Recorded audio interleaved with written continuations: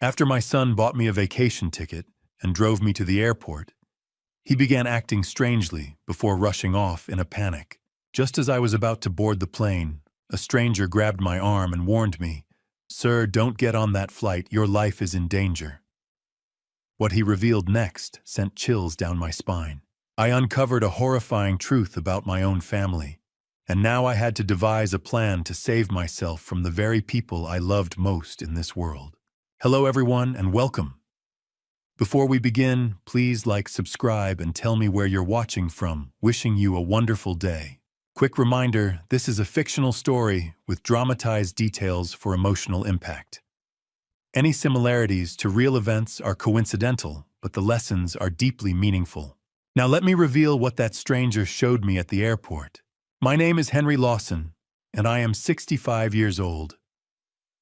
I live alone now in a small cabin tucked into the forested hills of western Montana.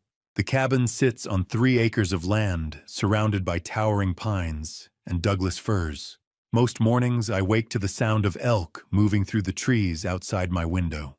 The air here is clean and sharp, the kind that fills your lungs and makes you feel alive. The sky stretches wide and endless, unmarked by city lights or the hum of traffic. It is peaceful here. Quiet in a way I never thought I would need, but 2 years ago I was living a very different life. Back then, I was 63 years old, and still waking up every morning in the same house I had shared with my wife Margaret for over 3 decades. We bought that house together in 1987, the year we got married.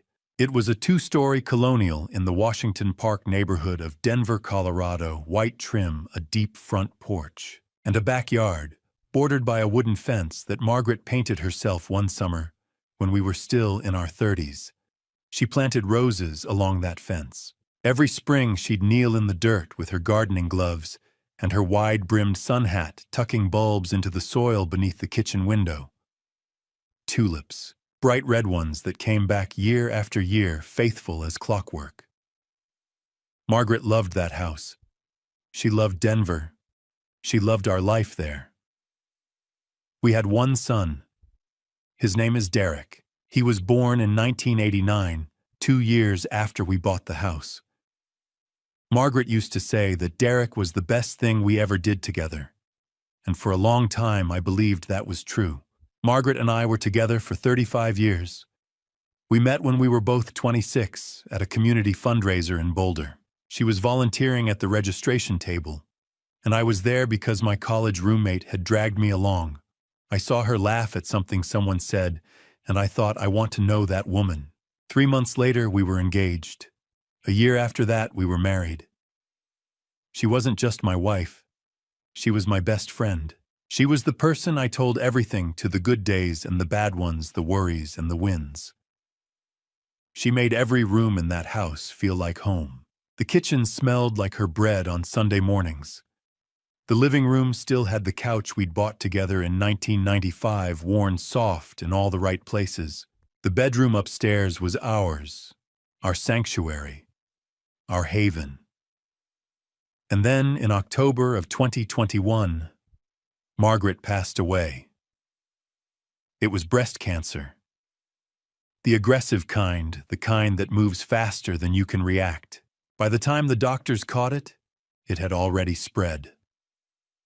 We spent nearly $80,000 on treatments, chemotherapy, radiation, experimental therapies that insurance wouldn't cover. I would have spent every cent I had if it meant one more year with her, one more month, one more day. But it wasn't enough. She was 61 years old when she left me. We had been together for 35 years, more than half my life. The last few weeks we brought her home. We rented a hospital bed and set it up in our bedroom so she could spend her final days in the place we had shared for so long. The hospice nurse came every afternoon. Margaret's sister flew in from Arizona, and Derek, our son, came by almost every day. I remember one afternoon in late October. The light was soft and golden through the curtains. Margaret was awake but weak. Derek sat on the edge of the bed and held her hand. She looked at him with those clear, sharp eyes she'd always had, even when her body was failing. and she whispered, "Promise me you'll take care of your father when I'm gone." Derek's voice broke. He squeezed her hand and said, "I promise, Mom. I promise." She smiled. It was one of the last times I ever saw her smile. 3 days later, she was gone. After Margaret passed away, the house didn't feel like home anymore. I would walk from room to room and see her everywhere. Her reading glasses were still on the coffee table. Her cardigan was still draped over the back of the kitchen chair. The calendar on the wall was still marked in her handwriting: doctor's appointments, grocery lists, reminders to water the tulips. I couldn't bring myself to throw any of it away, so I just stayed. I went to the grocery store on Tuesdays. I mowed the lawn. I kept the tulips watered, even though it broke my heart every time I looked at them. But I was alone. Derek tried to help. He would swing by once a week, usually on Sundays, sometimes with his wife. Derek was 34 years old, then strong, confident, the kind of man any father would be proud of. He worked as a financial advisor in downtown Denver. He drove a nice car, lived in a modern condo up in the Highlands neighborhood. He seemed like he had everything figured out. His wife was 31. She was sharp, polished, always put together. She worked as a marketing director for a tech startup. The two of them made a good-looking couple, the kind you see in magazine ads for luxury cars or vacation resorts. They would come over, sit with me in the living room, ask how I was doing. Derek would tell me I needed to get out more, see people do things. His wife would nod along and smile. I appreciated it. I really did. I thought my son was trying to honor the promise he had made to his mother. I thought he cared. I thought I was lucky to still have family. I didn't know that everything was about to change.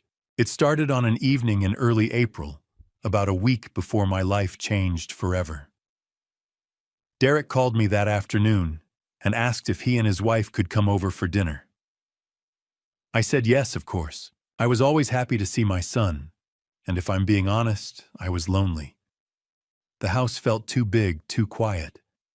Having people there even for just a few hours made it feel a little more like it used to. They arrived around 7. Derek was wearing a button-down shirt and jeans. His wife wore a sleek black dress and heels like she'd just come from a business meeting. She was carrying a small gift bag, the kind with tissue paper folded neatly at the top. I made pot roast for dinner, the same recipe Margaret used to make. It was one of the few dishes I could still get right. Derek ate 2 servings and told me it tasted just like Mom's. His wife smiled and said I should cook more often. After we cleared the dishes, Derek pulled a blue envelope out of his jacket pocket and slid it across the kitchen table. "Dad," he said, "we want to give you something." I looked at him confused. "Sir, what is this?" "Just open it," his wife said, leaning forward with that bright, practiced smile. I opened the envelope carefully. Inside were 3 airline boarding passes, business class tickets from Denver International Airport to Phnom Penh, Cambodia. Departure date April 15th. Return date April 22nd. I stared at them, not understanding. "We're all going," Derek said. His voice was warm, excited. "The 3 of us. A family trip." I looked up at him. My hands were shaking. "There's more," his wife added. She reached into the gift bag and pulled out a printed hotel confirmation. We booked a 5-star hotel in the heart of Phnom Penh. 2 rooms, 1 for you, 1 for us. We'll be right next door. I couldn't speak. I just sat there staring at the tickets, the confirmation, the dates printed in neat black ink. Derek reached across the table and put his hand on mine. "Dad, we know how hard it's been. We thought, maybe it's time you got away. Saw something new. Mom always talked about traveling to Southeast Asia, remember?" I did remember. Margaret used to collect travel magazines, National Geographic Travel plus Leisure. She'd fold down the corners of pages with photos of Angkor Wat, floating markets, golden temples glowing in the sunrise. She'd say, Someday, Henry, someday we'll go. But someday never came. Now, sitting at that kitchen table holding those tickets, I felt something I hadn't felt in 18 months. Hope. A fragile, trembling kind of hope. His wife squeezed my hand. Her grip was firm, almost too firm. She looked me straight in the eyes and said, "You deserve this, Dad, after everything you've been through." I started to cry. I wasn't ashamed of it. I just sat there at the table where Margaret and I used to eat breakfast every morning, and I cried. Derek stood up and came around the table and wrapped his arms around me. "We're going to take care of you, Dad," he said. "I promise." And I believed him. Over the next week, I threw myself into preparing for the trip. I went to REI and bought new clothes, lightweight cargo pants, moisture-wicking shirts, a wide-brimmed hat to keep the sun off my face. I bought a travel backpack, a portable phone charger, a money belt to keep my passport safe. The young woman at the checkout counter smiled and asked where I was going. When I told her Cambodia, she said, "That's amazing. You're going to love it." I went to the bookstore and bought a travel guide to Cambodia. It had glossy photos of ancient temples, bustling street markets, the Mekong River winding through the jungle.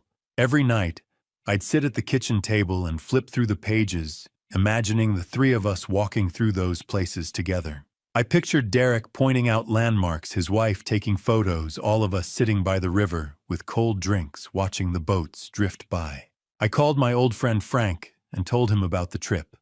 Frank had been my neighbor for 15 years before he moved to Boulder. He was one of the few people I still talked to regularly. "It's about damn time," Frank said, laughing. "Margaret wouldn't want you locked up in that house forever, Henry. She'd want you out there living." He was right. I knew he was right. But there were small things, details I didn't pay attention to at the time that should have made me stop and think. Derek came by twice more that week, supposedly to check on me and see if I needed help packing. Both times he seemed distracted. He'd sit on the couch with his phone in his hand, glancing at the screen every few seconds. His leg bounced. His jaw was tight. When I asked if everything was okay, he'd look up quickly and say, "Yeah, Dad, just work stuff. Don't worry about it." His wife was different. She was almost too enthusiastic. Every time she spoke, it felt like she was performing. She'd walk through the house and compliment the furniture, ask me how I was feeling, tell me how excited she was for the trip. But her eyes, there was something flat behind them. Something I couldn't quite name. I told myself I was imagining it. I told myself I was just nervous about traveling for the first time since Margaret had passed away. I told myself that Derek and his wife were busy people with demanding jobs, and I was lucky, so lucky that they were taking a whole week off to travel with me. I didn't let myself question it. The night before the flight, I walked through the house one last time. I stood in the doorway of the bedroom Margaret and I had shared for 35 years. The room still smelled faintly of her perfume, lavender and vanilla. I whispered into the dark the way I used to when she was still here. "We're finally going to see the places you dreamed about, Margaret. All three of us." I went to bed that night, feeling something I hadn't felt in a long time. Excitement, anticipation, a fragile, cautious kind of joy. The morning finally came. I woke up at 4 a.m., my heart full of hope. Derek and his wife arrived at 4:30, right on time. I heard the car pull into the driveway, the low hum of the engine, the soft click of 2 doors closing. I was already standing by the front window with my suitcase and backpack, my passport tucked safely in the pocket of my jacket. I'd been awake for half an hour, too excited to sleep. I opened the door before they could knock. "Morning, Dad," Derek said. His voice was flat, almost mechanical. "Morning, son." I smiled at him. Then I looked past him to his wife, who was standing a few steps behind on the porch. "Good morning," she nodded. "Morning, Dad." Her smile was tight, polite, and didn't reach her eyes.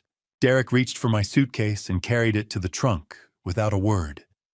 His wife followed him silently, her purse slung over her shoulder, her phone already in her hand. I locked the front door and climbed into the passenger seat. Derek slid into the driver's seat. His wife got into the back directly behind me. I glanced over my shoulder at her. You excited?" I asked. "Yeah," she said. But she was looking out the window, not at me. Derek started the engine and pulled out of the driveway. The sky was still dark.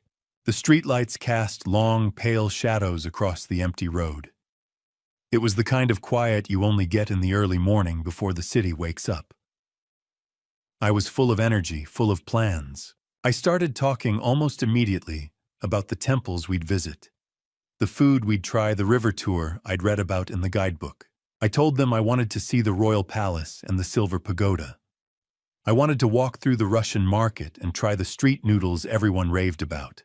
I wanted to take a boat ride on the Mekong at sunset. Neither of them responded. Derek stared straight ahead at the road, his hands gripping the steering wheel. His wife sat in the back seat, silent. Her face turned toward the window. I glanced at Derek. "You okay, son?" "Yeah." His voice was tight. "Just tired." But he didn't look tired. He looked tense, wired, like he was holding something in. His phone buzzed, then it buzzed again. Derek glanced down at it, his face lit up by the glow of the screen. I saw his jaw clench. He didn't pick it up. His wife leaned forward slightly from the back seat. I couldn't see her face, but I heard her voice, low, controlled. "Derek." He glanced at her in the rearview mirror. Their eyes met. Something passed between them. Something I didn't understand. Then Derek looked back at the road and tightened his grip on the wheel. The phone buzzed again. This time his wife reached forward and picked it up from the cup holder. She unlocked it, read the screen, then typed something quickly with her thumb. She set it back down without saying a word. "Work?" I asked. "Yeah," Derek said.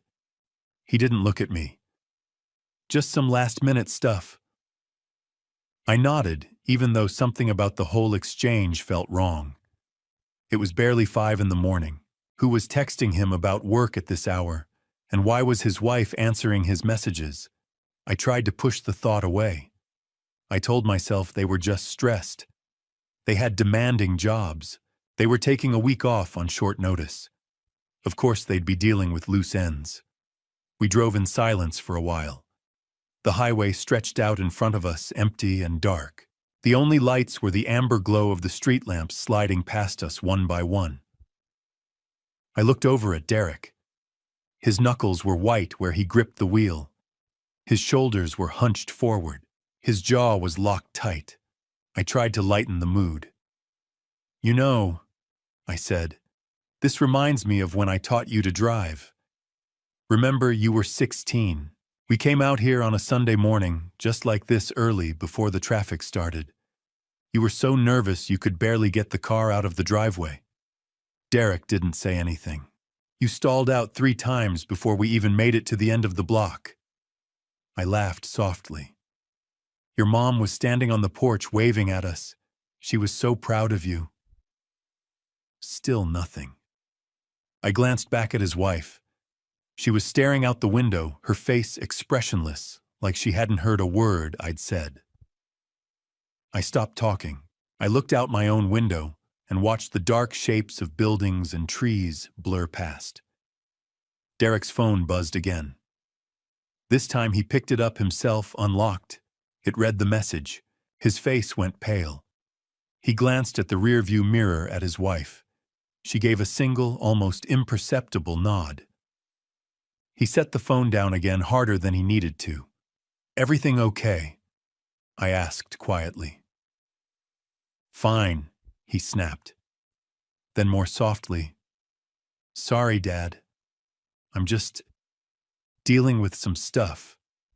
Don't worry about it." But I was worried. I couldn't help it. Something felt wrong. Derek's hands were shaking. His breathing was shallow. And his wife, she was too calm, too still, like she was waiting for something. I told myself it was nothing. I told myself I was being paranoid. By the time we reached Denver International Airport, the sky had started to lighten. The sun hadn't risen yet, but the horizon was tinged with pale blue and gray. The airport loomed ahead of us, massive, modern, with its distinctive white tent-like roof glowing softly in the early light. Derek pulled into the departures lane and parked near the terminal entrance. He turned off the engine and sat there for a moment, staring straight ahead, his hands still gripping the wheel. His wife opened her door first. She got out without a word, pulled her small carry-on from the trunk, and stood on the curb waiting. Derek finally opened his door. He popped the trunk and hauled out my suitcase. He moved fast, too fast. His movements were jerky, almost frantic. "You coming?" I asked. He nodded, but he didn't look at me. We walked into the terminal together, the three of us. Derek a few steps ahead, his wife beside him, me trailing behind with my suitcase. Inside, the air was cool and bright. The fluorescent lights hummed overhead. A few scattered travelers moved through the space business people with rolling luggage families with sleepy children, a couple of airline employees in uniform. We found the check-in counter for our flight. The line was short. Derek stood beside me, shifting his weight from foot to foot. His wife stood on his other side, arms crossed, staring at the departure board. His phone buzzed again. He pulled it out, read the message, then shoved it back into his pocket. His wife glanced at him. He shook his head slightly. We moved forward in line. When it was our turn, the woman behind the counter smiled at us and asked for our IDs and boarding passes. I handed mine over. Derek fumbled in his jacket pocket, pulled out his driver's license and set it on the counter. His hand was trembling so badly the plastic card rattled against the surface. We finished checking in and headed toward security. The TSA line was short. Derek walked ahead, his phone in his hand. His wife walked beside him, silent. I followed with my suitcase, trying to ignore the knot in my stomach. We made it through security without incident. I collected my belongings, slipped my shoes back on, and looked for Derek and his wife. They were already moving toward the gates, not waiting for me. "Derek, wait up!" I called. He stopped but didn't turn around. His wife stopped beside him. I caught up. "You two okay?" "Yeah," Derek muttered. "Gates this way." We walked through the terminal in silence. A few early travelers moved past us. The overhead announcements echoed through the space. We reached Gate B23 at 6:45. The departure board displayed our flight. United Flight 1847 Denver DEN to San Francisco SFO, departure 8 a.m., boarding 7:30 a.m., status on time. I felt a flutter of excitement. In just over an hour we'd be in the air. I found 3 seats near the window and sat down. Derek didn't sit. He paced back and forth, glancing at his phone every few seconds. His wife sat next to me, stiff and silent, staring straight ahead. "Everything okay?" I asked her. She turned to look at me. Something flickered in her eyes. Then she smiled thin and tight. "Yes, Dad. Just tired." Derek kept pacing. His phone buzzed. He glanced at it, jaw tightening. Then he glanced at his wife. She gave a barely perceptible nod. At 7:10, the gate agent's voice came over the speaker. "Good morning, ladies and gentlemen. We will now begin boarding United Flight 1847 with service to San Francisco. We'd like to invite our first class and business class passengers to begin boarding." That was us. I stood up, reaching for my bag. "All right, let's go." Derek stopped pacing. He turned to face me, his face pale, his eyes red. He grabbed my hand. "Dad!" he said, his voice cracking. "I need to tell you something."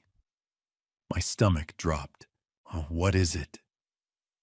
He opened his mouth, but no words came out. He looked at his wife. She stood up slowly and put her hand on his shoulder. We can't go, Derek said barely above a whisper. I stared at him. What? His wife stepped forward, her face calm. Something came up. At both of our jobs, emergency situations. We have to go back right now. I couldn't process it. What, Derek? That's insane. We've been planning this for a month. You took time off. You bought the tickets. What kind of emergency? I'm sorry, Dad. Derek's voice shook. You have to go. Please, just go. Enjoy the trip. We'll explain later.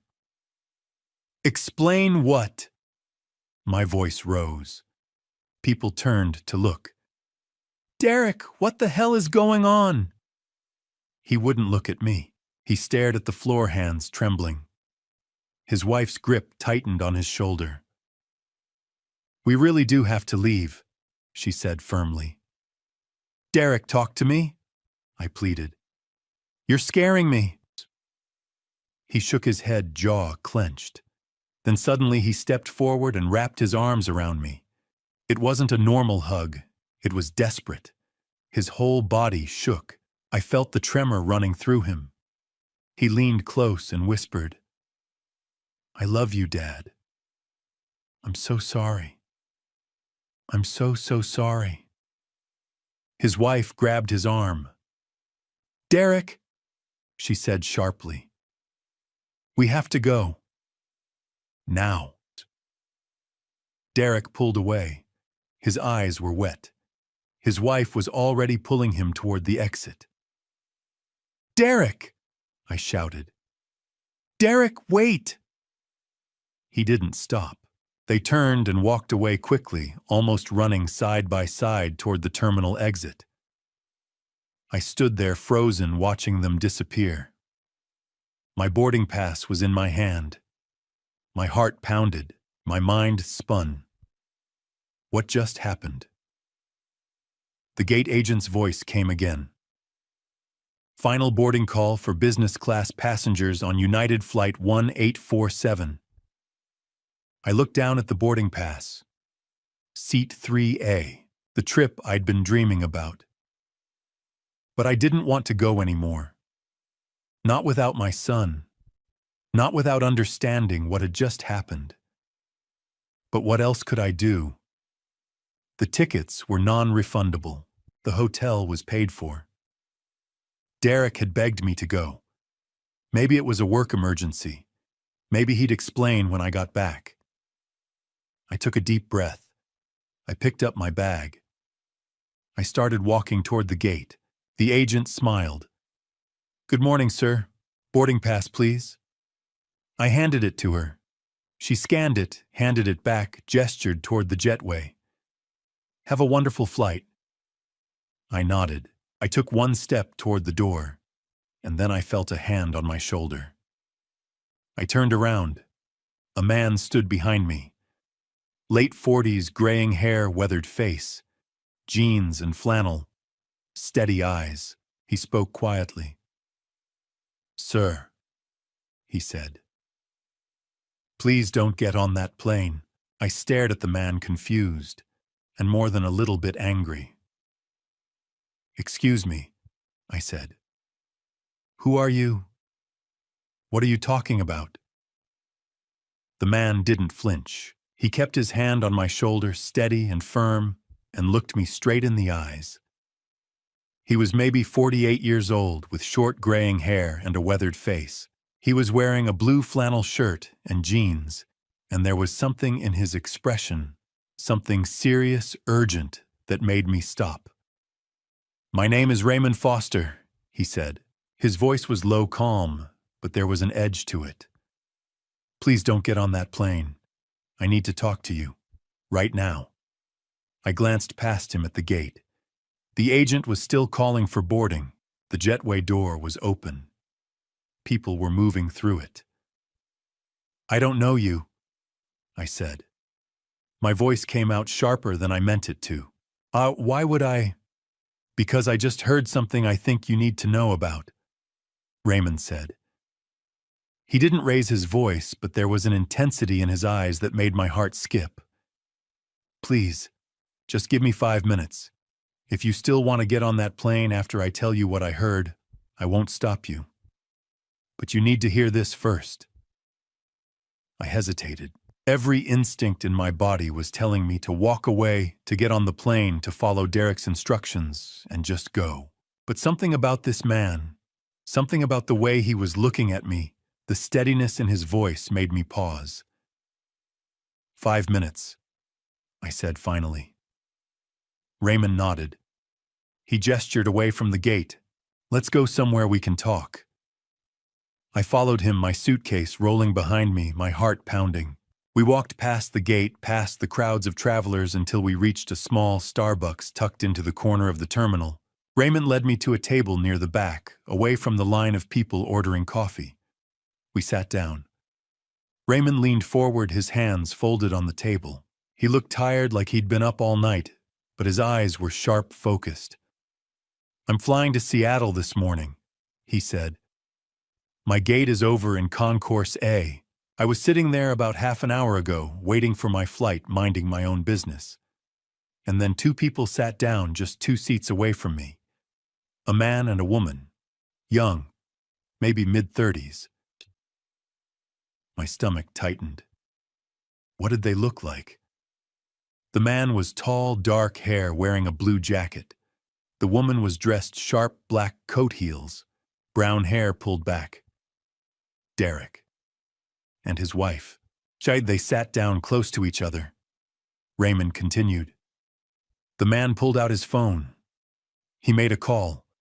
He kept his voice low, but not low enough. I was only 2 seats away. I heard him. "What did you hear?" My voice was barely a whisper. Raymond's face darkened. He took a breath like he was steadying himself. He said, "He's about to board the plane. I don't think I can do this." My chest tightened. There was a pause, Raymond said, like someone was talking on the other end. And then he said, I know it's too late." Another pause. Then he said, "Central Market, day 3. Make it look like a robbery." The room tilted. I gripped the edge of the table. "No," I said. "No, that's not. You must have misheard. You must have—" "I didn't mishear," Raymond said quietly. I heard him clearly, and the woman sitting next to him, she wasn't on the phone, but she was listening. She leaned over and said something to him. I couldn't hear exactly what, but it sounded like, "It's already done. We can't stop it now." I couldn't breathe. My hands were shaking. The man looked upset. Raymond continued. Like he was about to break down. But the woman, she was calm. Cold. She stood up, grabbed his arm, and they left together. I followed them. You followed them. I did. Raymond's jaw tightened. Because I've been around long enough to know what that kind of conversation means. I followed them to gate B23. I stayed back, watched from a distance. I saw them talking to an older man, someone who looked happy, excited. And then I saw them leave. Without him, they just walked away and left him standing there. My throat closed. I couldn't speak. "That older man was you," Raymond said. "Wasn't it?" I nodded slowly. I felt like I was going to be sick. Raymond leaned back in his chair.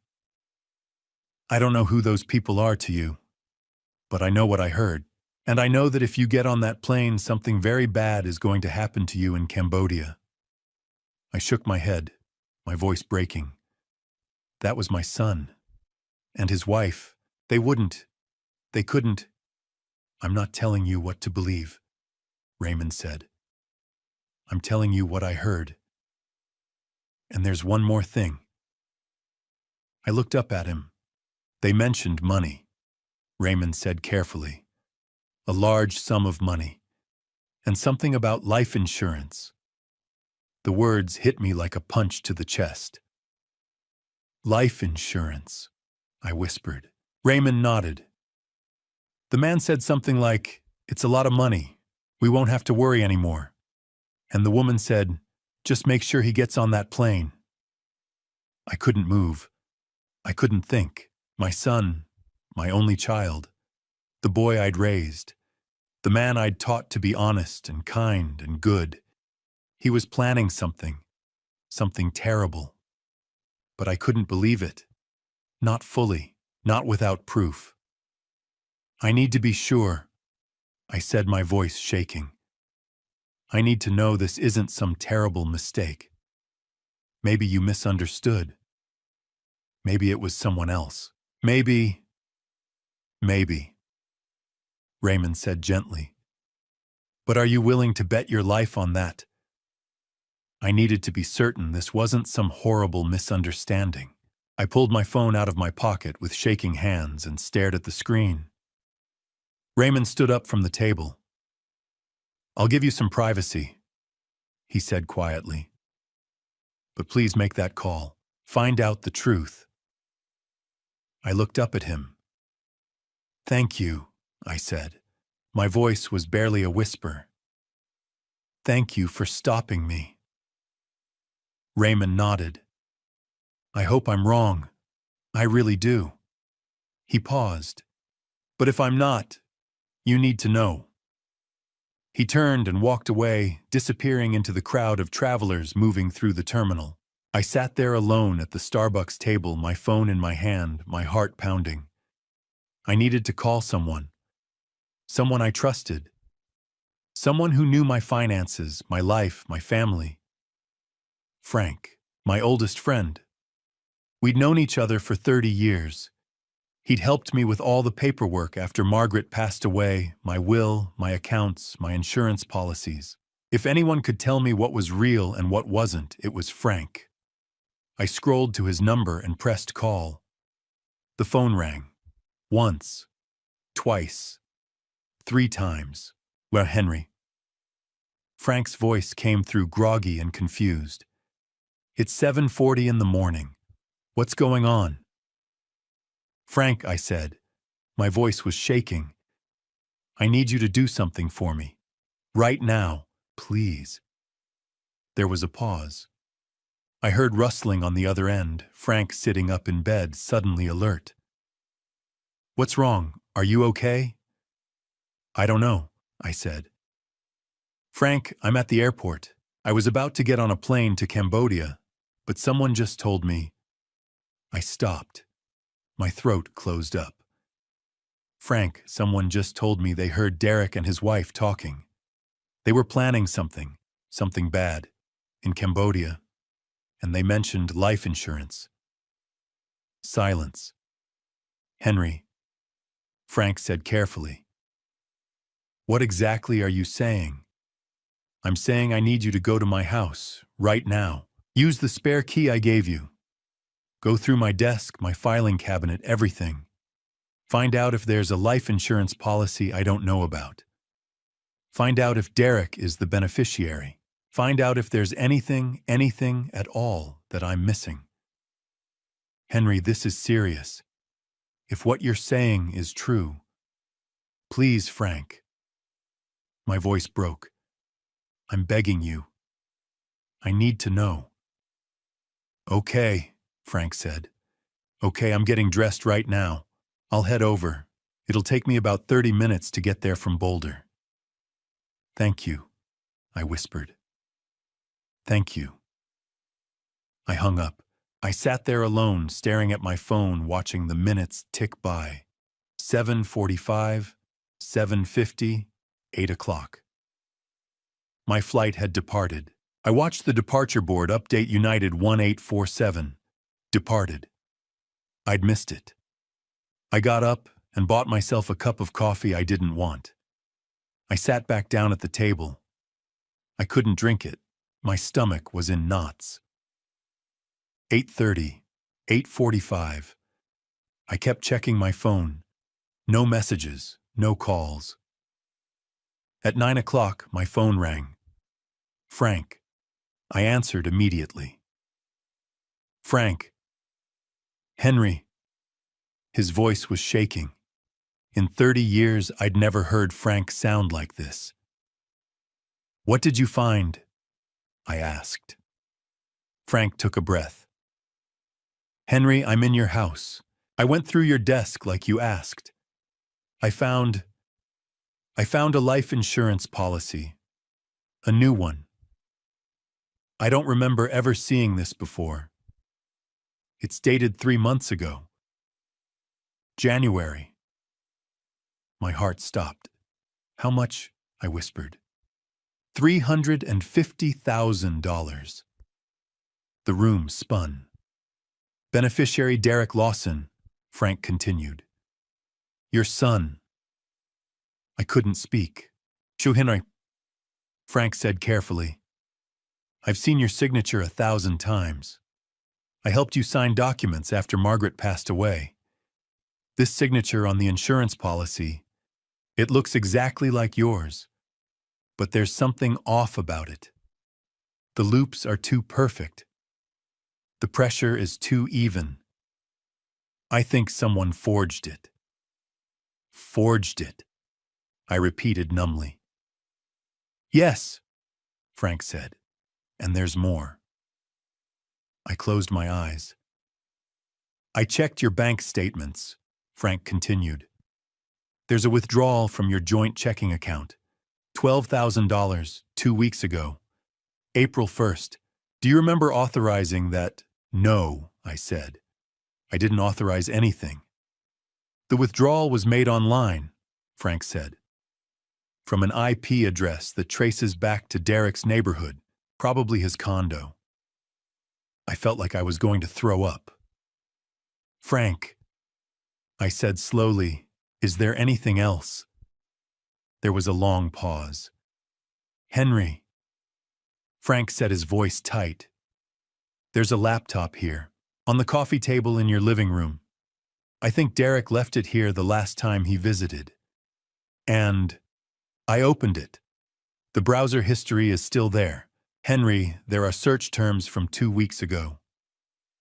Life insurance payout timeline. Accidental traveler incidents in Southeast Asia. Phnom Penh Central Market crime statistics. How long to process international incident claims?" I couldn't breathe. "There's more," Frank said. "I found emails between Derek and someone with an anonymous email address. The subject line says, 'Arrangement confirmed.' The emails are vague, but they mention Central Market, a time frame, day 3, and a payment. $12,000, half up front, half upon completion." My hands gripped the edge of the table. "And Henry?" Frank's voice cracked. "I found text messages between Derek and his wife from this morning. She texted him at 6:45 a.m. "Is he on the plane yet?" Derek replied. "Almost. I can't do this." She wrote back, "You don't have a choice. It's already in motion. Central Market, day 3. Make sure he boards." I couldn't move. I couldn't think. My son. My only child. The boy I'd raised. The man Margaret had loved more than anything in the world. "Henry, are you there?" Frank asked. "Yeah," I managed. "Henry, I'm calling the police right now. You need to stay at the airport. Don't go anywhere. Do you understand me?" I nodded, even though he couldn't see me. "Okay. I'm calling the Denver Police Department. I'm going to tell them everything. They'll send officers to the airport to meet you. Stay where you are. Don't leave." "Okay," I said again. "Henry?" Frank's voice broke. "I'm so sorry. I'm so sorry." I couldn't respond. I just hung up. I set the phone down on the table.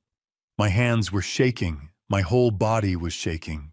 I sat there alone in the middle of the busy terminal, surrounded by travelers rushing to their gates, and I felt completely, utterly empty.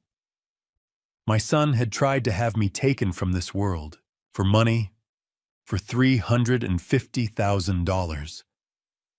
I couldn't breathe. Frank's final words echoed in my mind. Henry, I'm calling the police. Right now, 9:15 a.m. I didn't know what to do. I didn't know where to go. I just sat there numb, my coffee untouched, watching travelers move past me like I was invisible. At 9:45, two people in plain clothes approached my table. A man and a woman. The man was maybe 50 years old with salt and pepper hair and a weathered, serious face. The woman was younger, maybe 37, with sharp eyes and a no-nonsense expression. The man held up a badge. Mr. Lawson, I looked up. Yes. I'm Detective James Bradley. This is Officer Patricia Wells, Denver Police Department. Your friend Frank Coleman called us. Can we sit down? I nodded. They sat across from me. Detective Bradley folded his hands on the table and looked at me carefully. Mr. Lawson, we need to ask you some questions. But first I want you to know that we take this very seriously. Your friend gave us some information that suggests you may be in danger. Is that correct? My throat was dry. Yes. Officer Wells pulled out a small notebook and a pen.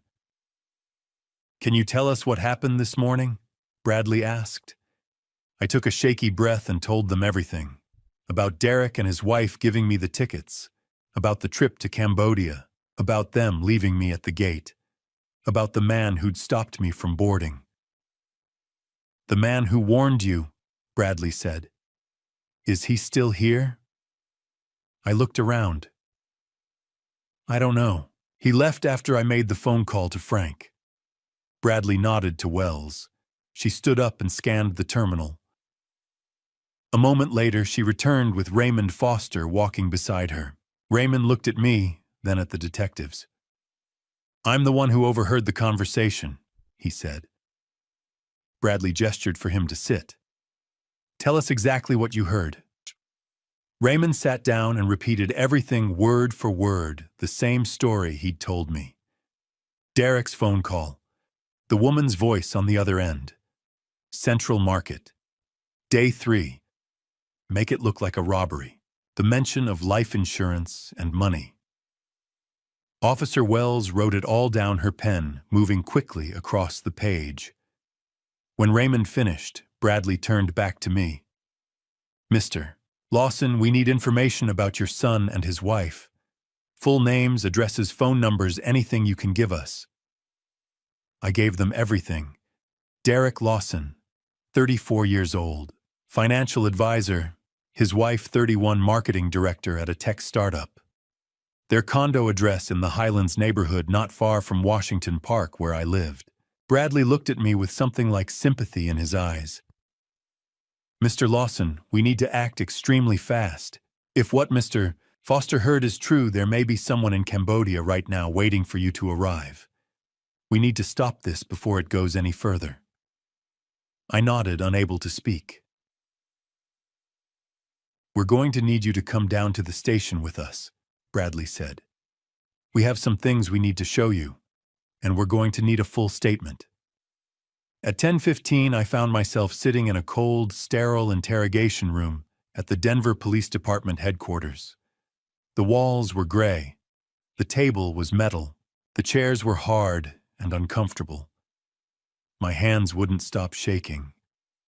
Detective Bradley and Officer Wells sat across from me. Bradley opened a thick folder and spread several documents across the table. Mr. Lawson? Bradley said, your friend Frank gave us access to your home. We've been conducting an investigation for the past hour.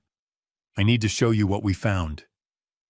He slid a document across the table. It was a life insurance policy. This policy was taken out 3 months ago, Bradley said. In your name. The beneficiary is your son, Derek Lawson. The payout amount is $350,000. I stared at the number. $350,000. It was the first time I'd seen the actual figure. Frank had mentioned it on the phone, but seeing it written there, cold, black ink on white paper, made it real in a way I hadn't been able to process before. "That's a lot of money," Bradley said quietly. I nodded. "The signature on this document," Bradley continued, "has been examined by our forensics team. It's a forgery. A very good one, but a forgery nonetheless. Someone copied your signature almost perfectly." Officer Wells slid another document across the table. A bank statement. "This shows a withdrawal of $12,000 from your joint checking account," Wells said. "2 weeks ago, April 1st, the withdrawal was made online from an IP address that we've traced to your son's residence." I couldn't look away from the numbers. "Mr. Lawson," Bradley said, "with the evidence we have, and with Mr. Foster's testimony, I was able to get an emergency warrant from a judge. We're treating this as a conspiracy to commit serious harm. That gives us the authority to move quickly." "What does that mean?" I asked. "It means we've already begun searching your son's residence," Bradley said. "We've seized his electronic devices, his laptop, his phone, his wife's phone. We're going through their financial records, their emails, their text messages, everything." I felt like I was going to be sick. At 1 o'clock in the afternoon, Detective Bradley's phone buzzed. He glanced at it, then stood up. "Excuse me for a moment," he said. He stepped out of the room. Officer Wells stayed with me silent. 5 minutes later, Bradley returned. He was carrying a laptop. He set it down on the table and opened it. The screen lit up, showing a desktop with several folders and icons. "Mr. Lawson," Bradley said, his voice careful, "there's more. A lot more. And it involves your daughter-in-law." I looked up at him. Bradley turned the laptop toward me. "We found this on your son's computer. Email correspondence, search history, financial transactions, and text messages between your son and his wife." He clicked on a folder.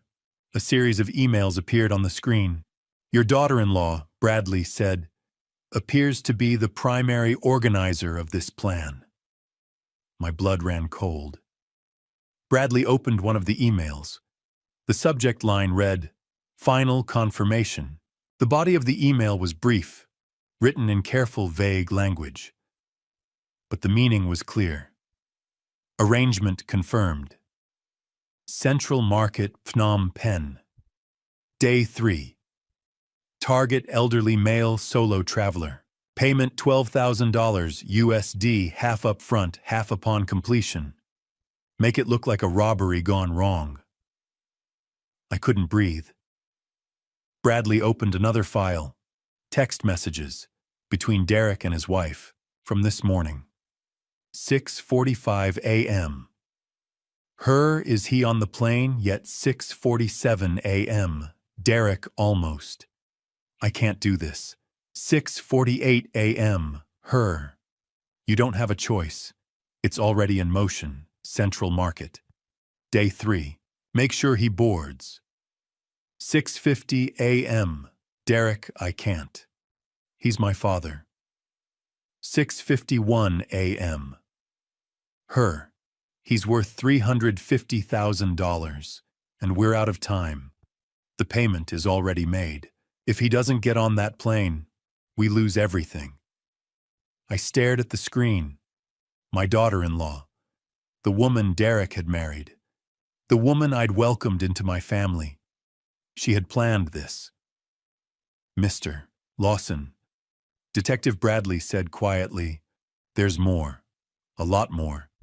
And it's all connected to her." Detective Bradley turned the laptop screen toward me. "Mr. Lawson," he said carefully, "what I'm about to show you is going to be very difficult, but you need to see it." I nodded, even though I wasn't sure I could handle any more. Bradley opened an email folder. The sender's address was Chelsea's personal email, the one I recognized from family messages and holiday photos. But the recipient was an address I'd never seen before, fixerpp@proton.me. Bradley clicked on one of the emails. The subject line read, "Final details." I leaned forward and read the message. Target male American, 63 years old. Arriving April 15th, Central Market Day 3. Must look natural accident or robbery. Total fee $25,000, half up front, half upon completion. The room spun. I gripped the edge of the table. My daughter-in-law. The woman who'd sat at my kitchen table and smiled at me. The woman who'd told me I deserved this trip. The woman who'd stood beside my son and watched him hug me goodbye. She had negotiated my life like I was a transaction. "Mr. Lawson, are you okay?"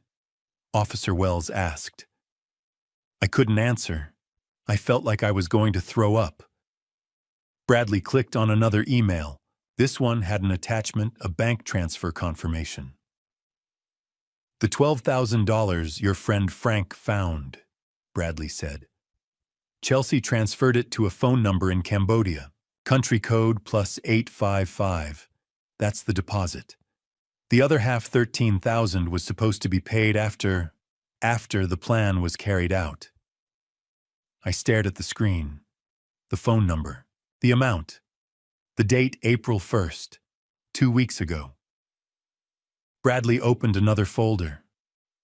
We also pulled Chelsea's phone records. Over the past 6 months, she's made 247 calls and text messages to a man named Preston Walsh. "Who's Preston Walsh?" I asked, my voice barely a whisper. Bradley pulled up a profile. A photograph appeared on the screen. A man in his early 50s, well-dressed, confident smile. Salt and pepper hair. Expensive suit. "Preston Walsh," Bradley said. 52 years old. CEO of a tech company based in Boulder.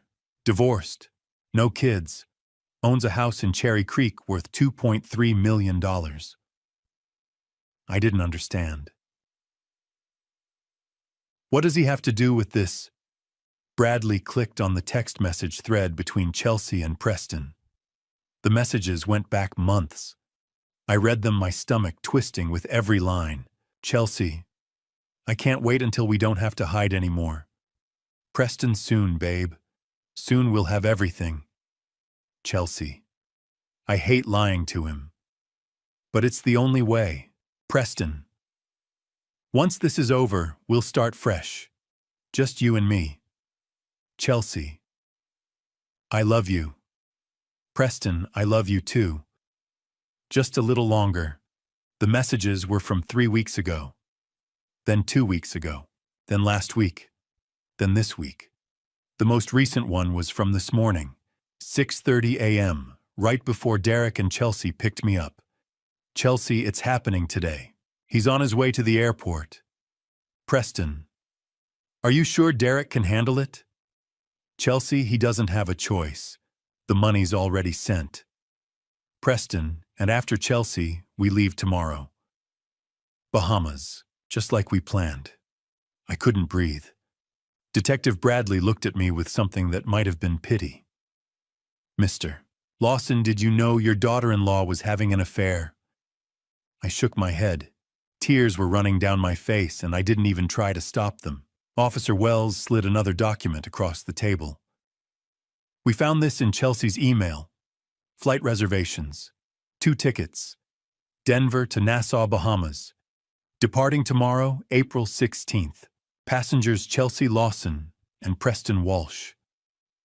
I stared at the flight confirmation. Tomorrow. They were going to leave tomorrow. "She was planning to take the money and run," Bradley said quietly. "Why, with her lover. And leave your son behind to deal with the consequences." "Does Derek know?" I asked. My voice sounded hollow, distant. "Does he know about Preston?" Bradley hesitated. "We don't know yet, but based on the evidence we've seen, we believe Chelsea has been manipulating your son for months. We found records showing that Derek owes a significant amount of money, gambling debts, bad investments. Close to $425,000. Chico, I felt like I'd been punched in the stomach. Chelsea knew about the debts, Bradley continued, and we believe she used them to pressure him into this plan. She convinced him that the life insurance payout was the only way out. But the evidence suggests she was planning to take the money and disappear with Preston Walsh. Your son may have been a tool, but he's still complicit. I couldn't process it. My son, my daughter-in-law, a stranger named Preston Walsh, $425,000 in debt, an affair, a plan to have me taken from this world, a flight to the Bahamas. It was too much. It was all too much. Mr. Lawson, Bradley said, his voice firm, we need to move quickly. Based on what we've found, we have enough evidence to arrest both your son and your daughter-in-law. We also need to bring in Preston Walsh for questioning. I looked up at him. What happens now? We're going to send units to apprehend them, Bradley said. Your son is most likely at his condo. Chelsea may be there as well, or she may be with Preston Walsh. We'll find them. Officer Wells leaned forward. We're also going to alert the authorities in Cambodia. If there's someone waiting for you at Central Market in Phnom Penh, we need to make sure they're stopped before they can harm anyone else. I nodded numbly. Bradley closed the laptop and stood up. He looked at me carefully, his expression serious. We're going to arrest them, right now, he said. Mr. Lawson, I need to ask you something. When we bring your son in for interrogation, would you want to be present in the observation room? You wouldn't be in the same room as him, but you'd be able to see and hear everything. He paused. Some people find it helps them understand, Bradley continued. Others find it too painful. The choice is entirely yours. I stared at him, my mind racing. Did I want to see my son? Did I want to hear him explain why he'd tried to have me taken away? Did I want to watch him sit across from a detective and answer questions about the plan to end my life? Detective Bradley's eyes didn't leave mine. So I'm asking you, Mr. Lawson, he said quietly. Do you want to be there when we interrogate your son? I didn't answer Detective Bradley's question right away. I just sat there staring at the table, my mind spinning. Did I want to see my son? Did I want to hear what he had to say? Before I could respond, Bradley's phone buzzed. He glanced at it, then stood up. Excuse me, Mr. Lawson. I need to coordinate the arrest. Officer Wells will stay with you. He left the room. Wells sat down across from me, her expression calm and professional. Can I get you anything? She asked. Water, coffee. I shook my head. I couldn't imagine eating or drinking anything. So I just sat there, waiting. 2 hours later, Detective Bradley returned. His face was tight, serious, but there was something in his eyes, relief maybe, or satisfaction. We got him, Bradley said. I looked up. Derek. Yes, he wasn't at his condo. But we found him at a friend's house. Stephen Parker, 32 years old, lives about 15 minutes from your son's place. Bradley sat down across from me and folded his hands on the table. Let me tell you what happened, he said. It was 2 o'clock in the afternoon, when 4 police vehicles surrounded Stephen Parker's house. It was a modest place in a quiet neighborhood, a small 2-story home with a neatly trimmed lawn and a wooden fence around the backyard. Detective Bradley led the team. Officer Wells was with him, along with 2 other officers. Bradley knocked on the front door. Hard. 3 times. A moment later, the door opened. A young man stood there, tall, lean, with messy brown hair and a confused expression. Stephen Parker. The moment Stephen saw the badges, the uniforms, the cars parked on the street, His face went pale. "What's going on?" Stephen asked. His voice was shaking. "We're looking for Derek Lawson," Bradley said. "Is he here?" Stephen hesitated, just for a second, but it was enough. "I need you to step aside, Mr. Parker," Bradley said. Stephen didn't move. "I don't—" "Step aside. Now." Stephen stepped back, his hands raised. Bradley walked into the house. Wells followed. The other officers moved around the side, covering the back exit. "Derek Lawson," Bradley called out. "This is the Denver police. We have a warrant for your arrest. Come out now." Silence, and then movement. Fast.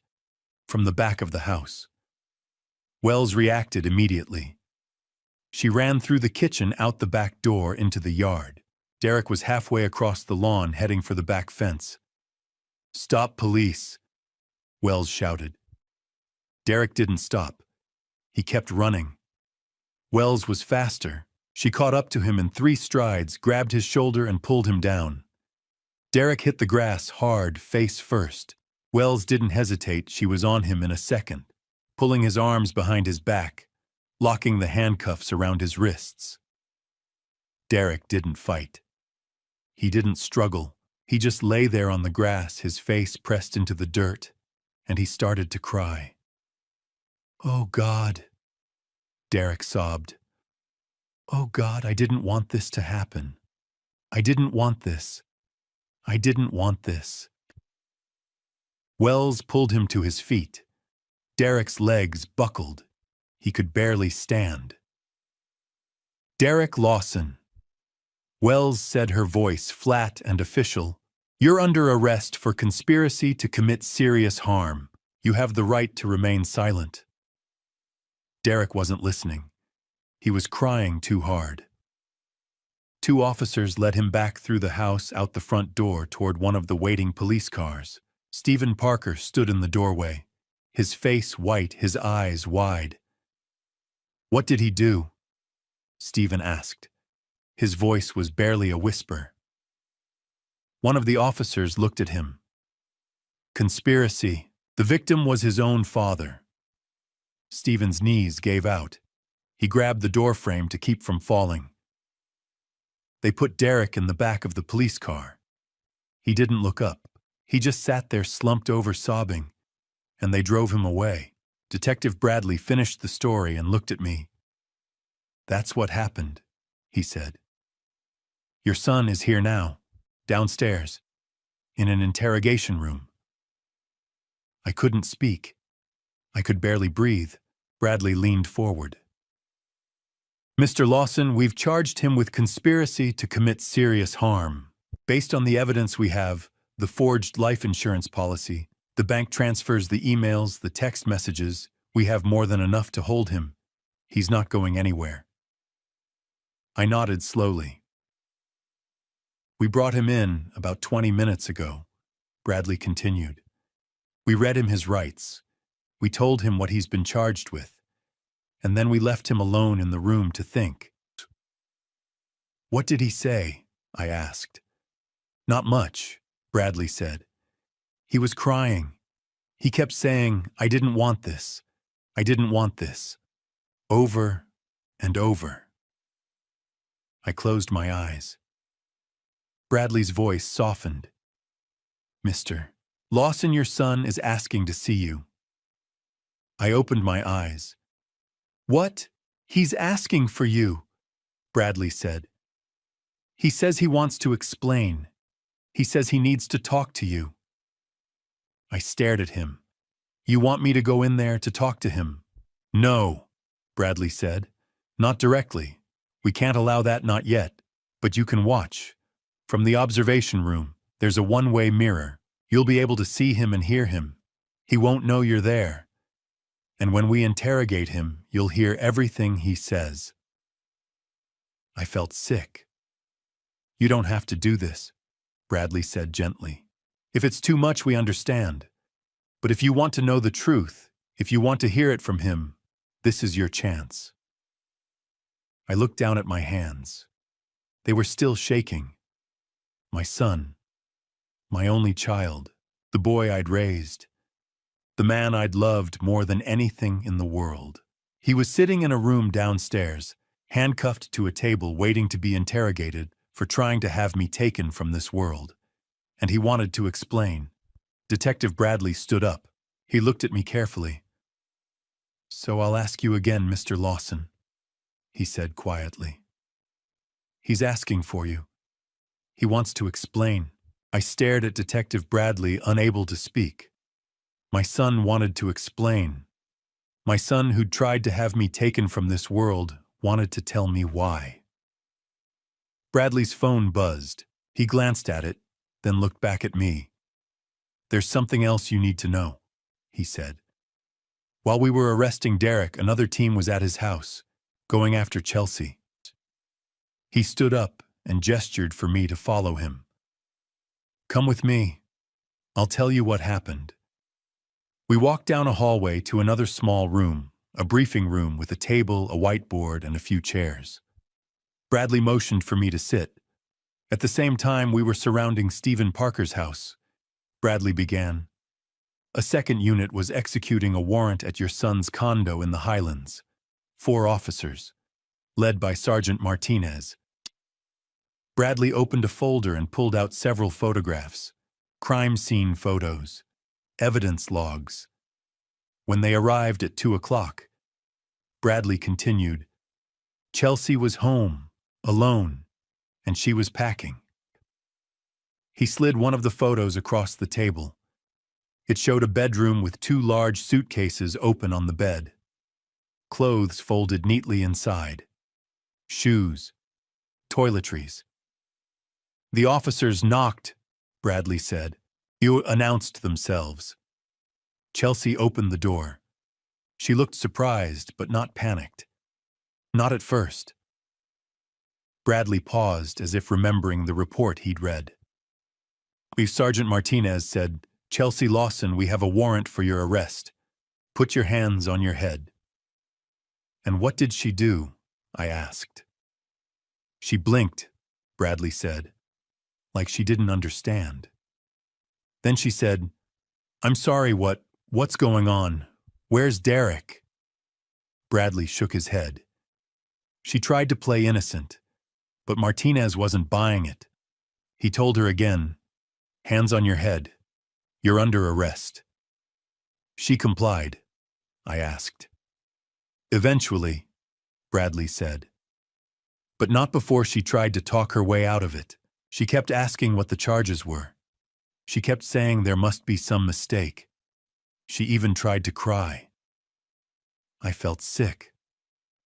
Bradley slid another photo across the table. This one showed the interior of the condo, a sleek modern space with hardwood floors and floor-to-ceiling windows. While Martinez was cuffing her, Bradley said the other officers searched the house, and they found a lot. He pulled out an evidence list and read from it. 2 plane tickets to Nassau, Bahamas. Departing tomorrow morning at 9 a.m. Passengers Chelsea Lawson and Preston Walsh. First class. One-way tickets. My hands clenched into fists. $18,000 in cash, Bradley continued, hidden in one of the suitcases, wrapped in a sweater, small bills, 50s and 100s. He looked up at me. "No, that's the other half of the payment to the fixer in Cambodia.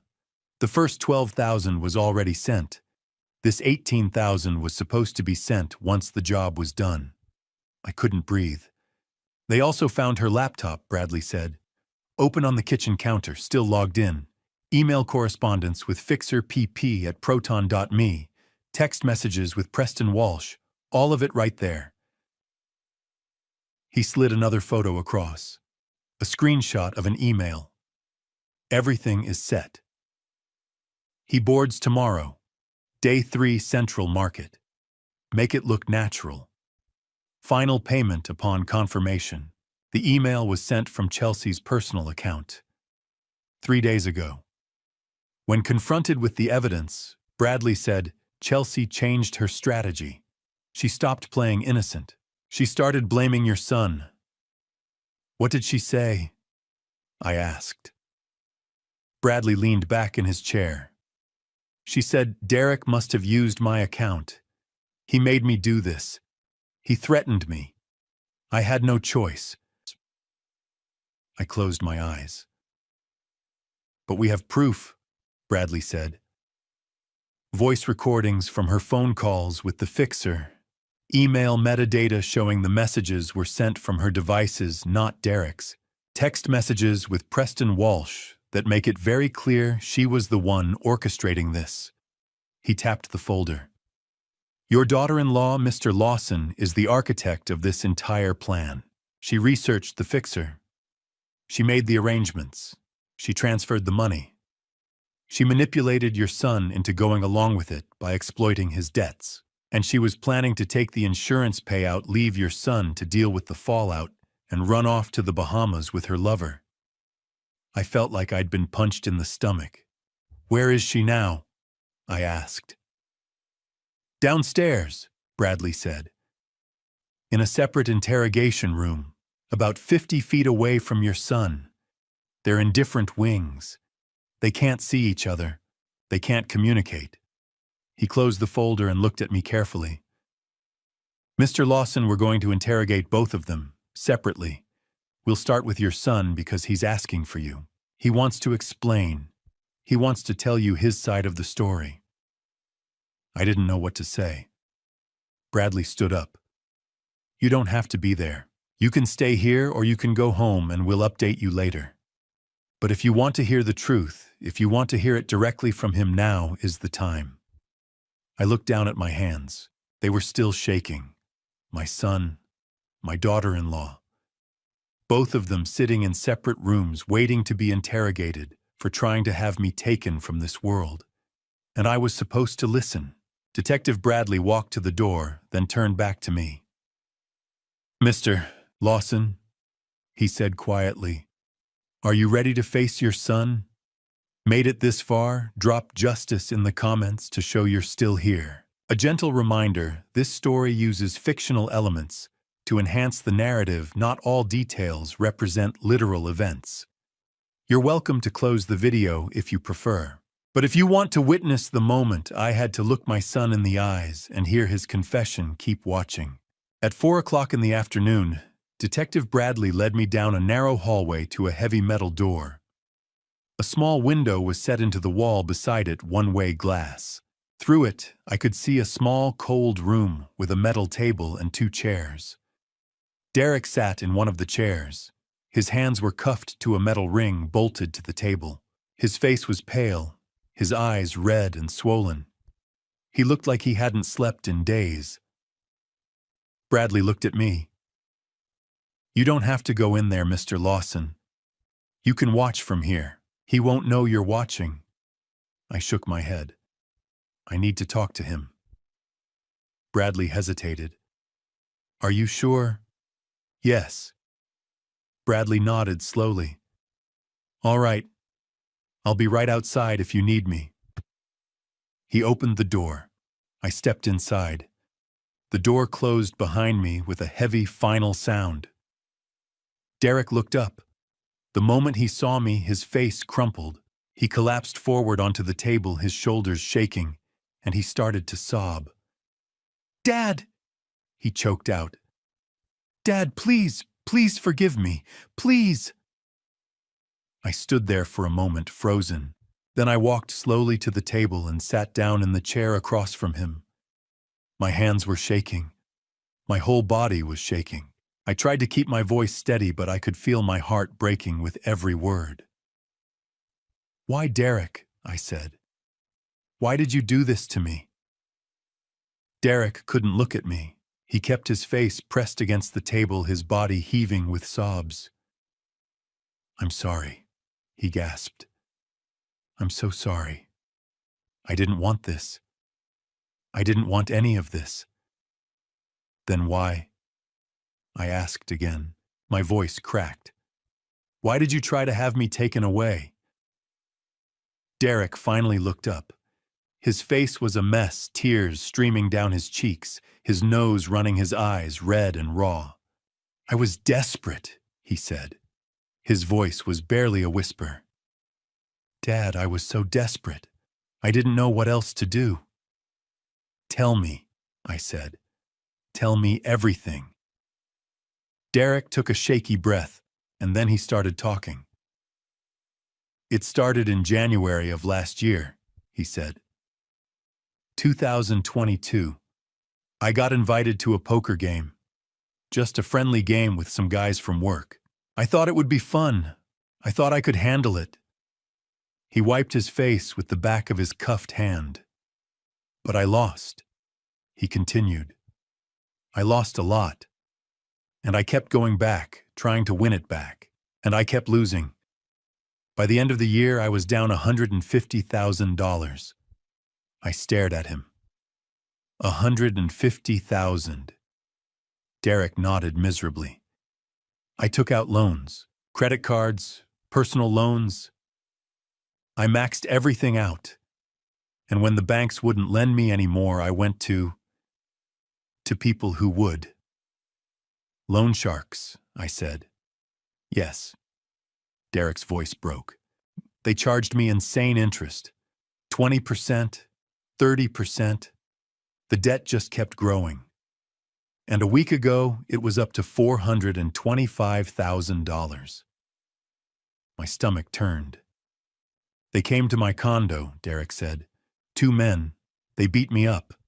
They told me I had 10 days to pay them back, or they'd come after Chelsea. They said they'd hurt her. They said they'd hurt the baby. The baby, I said. Derek looked down. Chelsea told me she was pregnant. 4 months. She said if I didn't find a way to get the money, they'd hurt her and the baby both. I closed my eyes. Later, I would find out that there was no baby. Chelsea had lied about that too. But in that moment, Derek believed it. Why didn't you come to me? I asked. My voice was shaking. Derek, why didn't you tell me? I would have helped you. I would have done anything. I was ashamed, Derek said. He was crying again. I was so ashamed, Dad. I didn't want you to know what I'd done.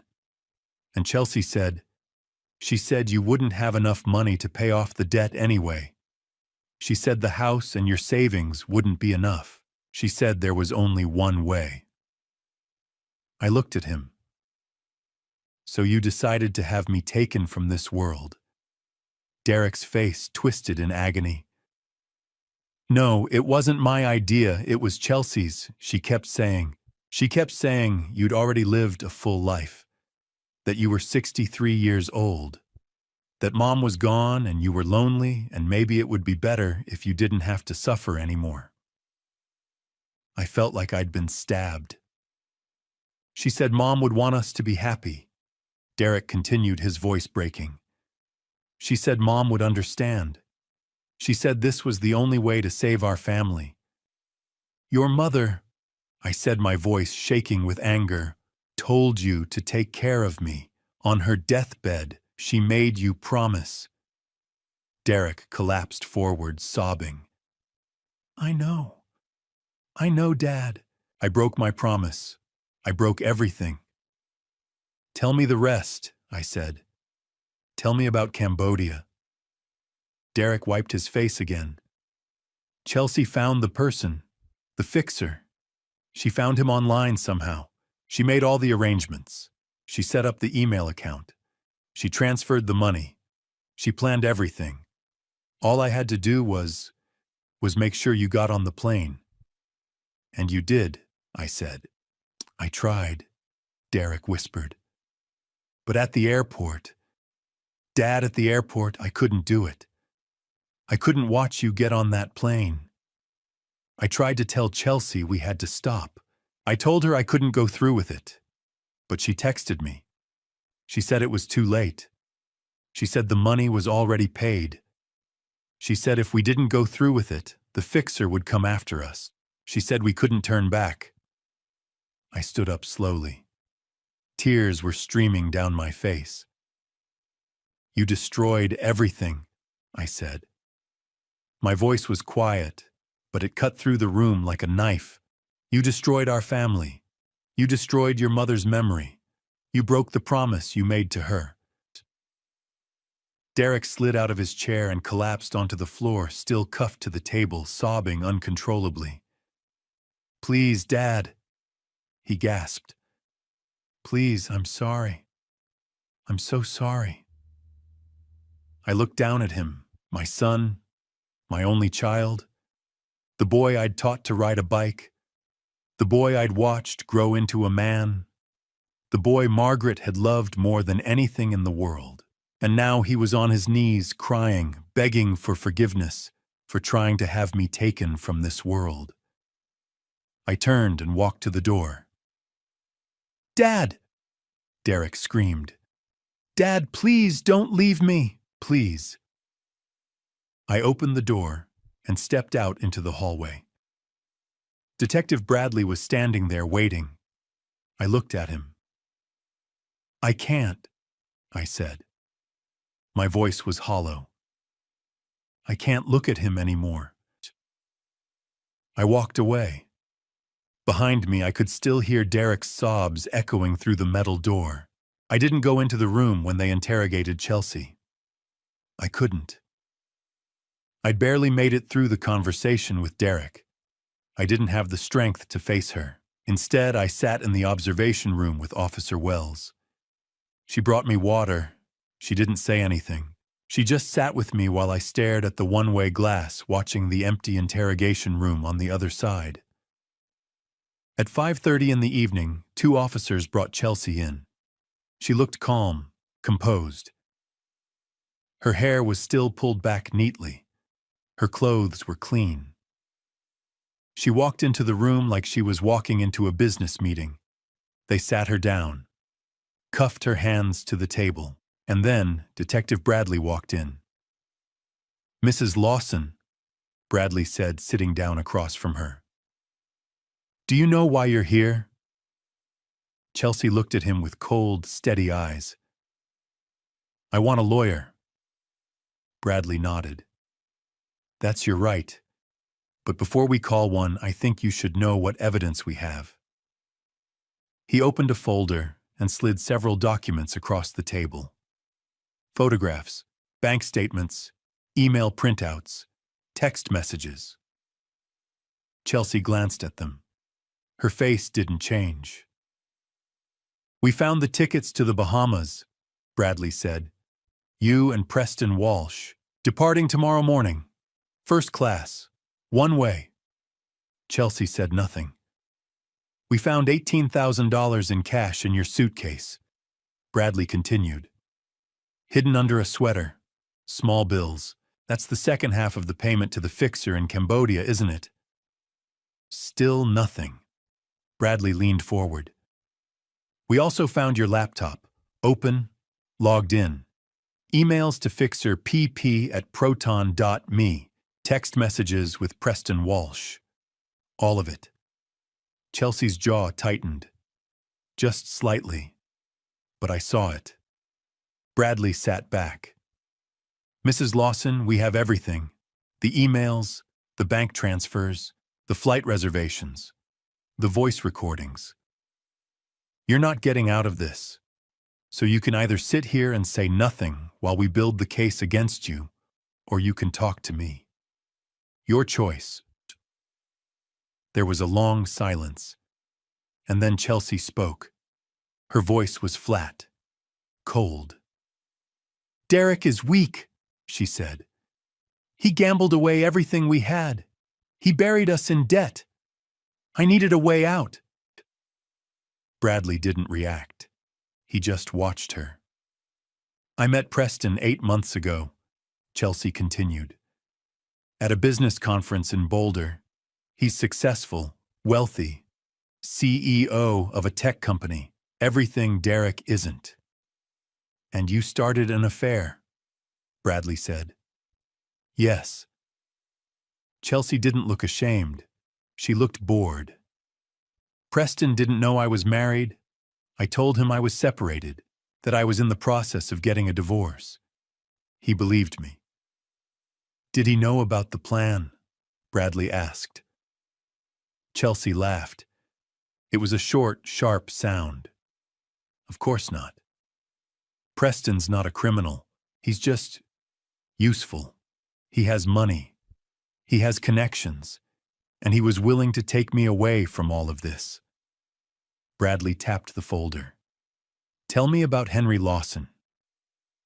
Chelsea's expression didn't change. He's 63 years old. He's lived a full life. His wife is gone. He's alone. He has hundreds of thousands of dollars sitting in the bank doing nothing. It made sense. I felt like I'd been slapped. It made sense to have him taken away, Bradley said. Chelsea shrugged. Derek owed $425,000. The life insurance policy was worth $350,000. Add in Henry's savings and the house, and we'd have more than enough to pay off the debt and start over. Bradley's voice was hard. And Derek, your husband, what about him? Chelsea smiled. It was a cold, cruel smile. Derek is easy to manipulate. He's terrified of the loan sharks. He's desperate. All I had to do was convince him there was no other way. And after, Bradley asked. After the plan was carried out, what were you going to do with Derek? Chelsea leaned back in her chair as much as the cuffs would allow. Leave him, obviously. I'd already booked the tickets. Preston and I were supposed to fly out tomorrow morning. By the time Derek figured it out, I'd be gone. And Preston, Bradley said, he didn't know any of this. No, Chelsea said. Preston thought I was leaving Derek to be with him. He thought we were starting a new life together. He had no idea about the rest of it.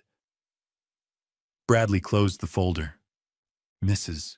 Lawson, you're being charged with conspiracy to commit serious harm, fraud, forgery, and wire transfer violations. You're looking at 15 to 20 years in prison. Chelsea's face finally flickered, just for a second. Fear, or maybe anger. I want my lawyer now, she said. Bradley stood up. We'll arrange that. He walked out of the room.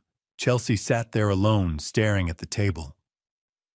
I turned away from the glass. I couldn't look at her anymore. At 7 o'clock that evening, Preston Walsh arrived at the police station. Detective Bradley had asked him to come in for questioning. Preston had agreed immediately. I watched through the glass as they brought him into another interrogation room. He looked confused, worried, but not guilty. Preston Walsh was 51 years old, tall, well-dressed with salt and pepper hair and an expensive watch. He looked exactly like what he was, a successful businessman who had no idea he'd been manipulated. Mr. Walsh, Bradley said, sitting down across from him, thank you for coming in. I need to ask you some questions about Chelsea Lawson. Preston's face went pale. Is she okay? What's going on? Bradley explained everything. The plan. The fixer in Cambodia. The life insurance fraud. The emails. The money transfers. Preston's face went from pale to white. He looked like he was going to be sick. I didn't know, Preston said. His voice was shaking. I swear to God I didn't know any of this. She told me she was getting a divorce. She said her husband was abusive. She said she needed to get away from him. I believed her. Bradley nodded. We know Mr. Walsh. We've checked your phone records, your emails, your bank accounts. There's no evidence you were involved in any of this. You were a victim too. She lied to you. Preston put his head in his hands. Oh, God. Oh, God. After an hour of questioning, the police cleared Preston Walsh. He wasn't charged with anything. He left the station looking like a broken man. Later that night, Detective Bradley sat down with me in the waiting room. He looked tired. Mr. Lawson, he said, I wanted to give you an update. We've finished the initial interrogations. Your son and your daughter-in-law have both been charged. They'll be arraigned tomorrow morning. I nodded numbly. Bradley hesitated. For what it's worth, they're very different. Your son is guilty, yes, but he was manipulated. He's weak and he made terrible choices, but there's remorse there. Your daughter-in-law, on the other hand, he shook his head. She's cold, calculating. She has no remorse. She planned this from the beginning. I looked down at my hands. Two people, two different levels of guilt. But both of them had destroyed my world. That evening, April 15th, 2023, Frank drove me home. I sat in the passenger seat, staring out the window, watching Denver blur past. I didn't say anything. There were no words left. When we pulled up in front of my house in Washington Park, Frank turned off the engine and looked at me. "Do you want me to come in?" he asked. I nodded. We walked up the steps together. I unlocked the door and stepped inside. The house was cold, silent, empty. I walked into the living room.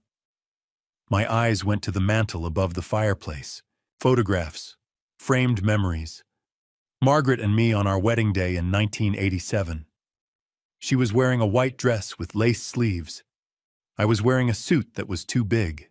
We were smiling like we had the whole world ahead of us. Derek, at 8 years old, standing next to a blue bicycle. I'd spent all afternoon teaching him how to ride it. In the photo, he was grinning, one hand on the handlebars, the other giving a thumbs up. Derek in a cap and gown at MIT in 2011. Finance degree. Margaret and I had driven to Boston for his graduation. I remembered how proud I'd felt. Derek and his wife on their wedding day in 2018. Standing under an arch of white flowers. I'd given a speech that night. I'd welcomed her into our family. I stared at the photographs. They looked like lies now. Cruel, beautiful lies. Frank stood beside me. "Henry, I can't stay here tonight," I said. "Then don't. Come to my place." I shook my head. "No, I need to be here." Frank nodded slowly. "Then I'm staying with you. I'm not leaving you alone tonight." I didn't argue. Frank made coffee. I sat on the couch in the dark. I couldn't turn on the lights. I just sat there staring at nothing.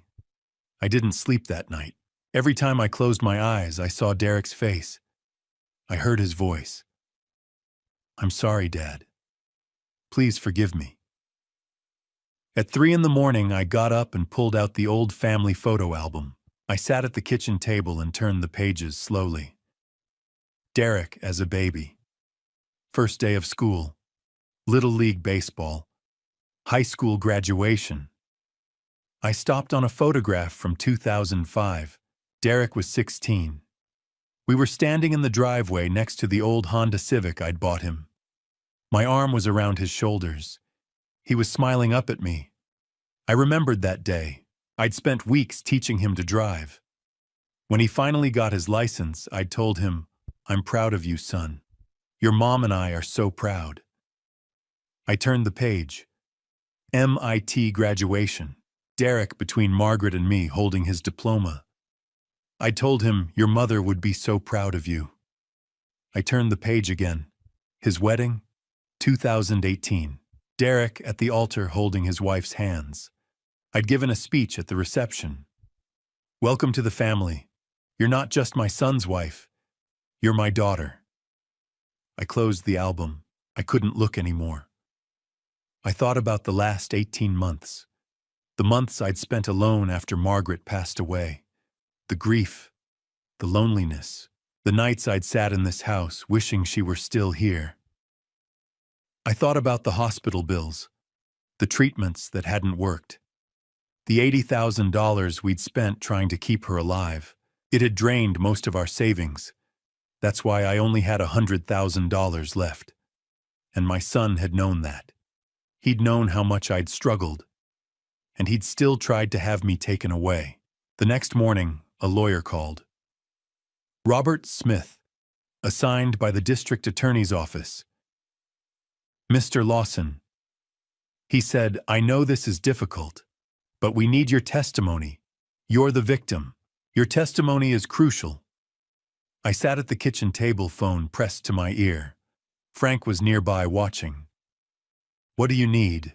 I asked. You'll need to testify in court, Robert said. Tell the jury what happened, what they planned, how it affected you. You'll be in the same room as them. You'll have to face them. I closed my eyes. I understand. There's something else, Robert said. Your son's lawyer will argue he was manipulated, coerced by his wife. They'll try to get him a lighter sentence. They might try to argue you were distant and that you didn't help him. I felt anger surge. That's not true. I know. That's why we need you to testify, to tell the truth. I took a breath. I'll do it. I'll testify. They need to face justice. Robert was quiet. I'm sorry, Mr. Lawson. No father should have to do this. No, I said. They shouldn't. I hung up. Frank looked at me. You okay? I shook my head. No, but I made my decision. I'm going to testify. Frank nodded. That takes courage. I didn't feel courageous. I felt broken. But justice had to be served, even if it tore apart what was left of my heart. The hardest part was still ahead. 2 weeks later, late April 2023, Detective Bradley came to my house with an update. Frank was there with me. He'd been staying at my place on and off since that first night, making sure I wasn't alone. I was grateful for it. I didn't trust myself to be alone. Bradley sat down at my kitchen table and opened a thick folder. Mr. Lawson, he said, the investigation is complete. I wanted to update you on what we've found. I nodded, my hands wrapped around a cup of coffee I hadn't touched. First, Bradley said, we coordinated with Interpol. The person your daughter-in-law hired in Phnom Penh, the fixer, has been arrested by Cambodian authorities. He's confessed. He admitted to receiving $12,000 from an American woman. He was waiting at Central Market on the date your son and daughter-in-law had specified. If you'd gotten on that plane... Bradley paused. Well, you wouldn't have come home. I felt sick. Second, Bradley continued. We've gone through all the phone records. Between your son and daughter-in-law, we found 47 phone calls and text messages specifically discussing the plan. They used coded language in some of them, but the context is clear. They were coordinating every detail. He slid a printout across the table. I looked at it. Dates, times, call durations. We also found search history on your daughter-in-law's laptop, Bradley said. She was researching non-extradition countries, how to disappear without a trace, how to set up offshore bank accounts. She was planning to take the money and vanish. I closed my eyes. The district attorney's office has reviewed all the evidence, Bradley said. They're confident we have an extremely strong case. Your daughter-in-law is being charged with conspiracy to commit serious harm, wire fraud, forgery, and several other counts. Your son is being charged with conspiracy and complicity. What does that mean? I asked. In terms of how long they'll be in prison. Bradley looked at me carefully. Based on the charges and the evidence, your daughter-in-law is looking at 15 to 20 years. Your son, because he's cooperating and showing remorse, is looking at 10 to 15 years. But nothing is guaranteed. It'll depend on the trial, on the jury, on a lot of factors. I nodded slowly. The trial is scheduled for July, Bradley said. 3 months from now, you'll be called to testify. So will your friend Frank. So will Raymond Foster, the man who warned you at the airport. The prosecution is going to build their case around your testimony. I'll be ready, I said. Bradley stood up. I know this is hard, Mr. Lawson, but you're doing the right thing. After he left, I sat at the table for a long time, staring at the folder he'd left behind. Frank sat down across from me. You okay? No, I said. But I will be, eventually. A few days later, I called Raymond Foster. We'd exchanged phone numbers at the police station, but I hadn't reached out to him since. I didn't know what to say. How do you thank someone for saving your life? But I needed to see him. I needed to understand. We met at a small coffee shop in downtown Denver. Raymond was already there when I arrived, sitting at a table by the window with a cup of black coffee. Mr. Lawson, he said, standing up to shake my hand. Henry, I said.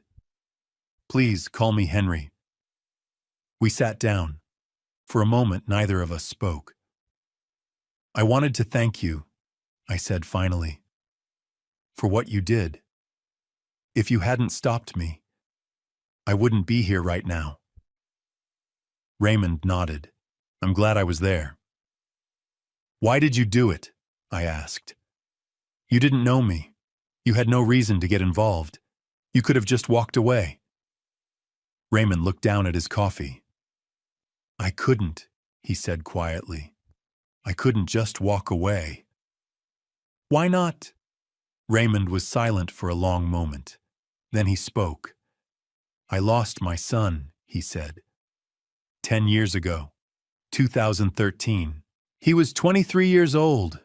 Car accident. Drunk driver ran a red light and hit him head on. He was gone instantly. I felt my chest tighten. I was divorced by then.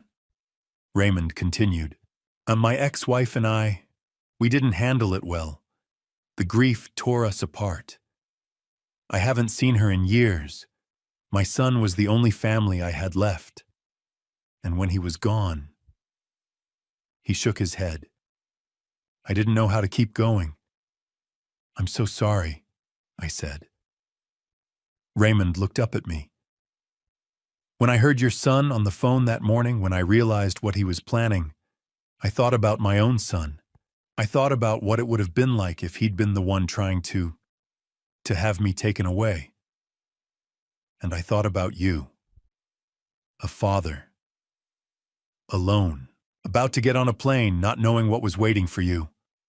His voice cracked. I couldn't let it happen. I couldn't stand by and watch another father lose his life like that. Not when I could do something to stop it. I didn't know what to say. I just sat there staring at this man who had saved my life because he understood loss in a way most people never would. Thank you, I said finally. Thank you, Raymond. He nodded. You're welcome. Over the next few weeks, Raymond and I met several more times. We'd get coffee or lunch or just walk through the park. We didn't always talk about what had happened. Sometimes we just sat in comfortable silence. He became a friend. A real friend. Someone who understood pain and loss and grief in a way that most people didn't. Frank was there too, of course. Frank had been my rock through all of this. But Raymond was different. Raymond had saved my life. And in doing so, he'd given me a reason to keep going. For the first time since Margaret had passed away, I felt like the world still had good people in it. People like Raymond. People like Frank. People who showed up when it mattered. In early July, I received a letter from the court. The trial was scheduled to begin on July 10th, 2023. I was listed as the primary witness for the prosecution. I would have to sit in that courtroom. I would have to look at Derek. I would have to look at his wife. And I would have to tell the jury what they had done to me. Frank offered to come with me. Raymond offered too. I told them both yes. I needed them there. 3 months after that terrible day at the airport, the trial began. I would have to face my son in front of a judge and jury and tell the world what he had tried to do.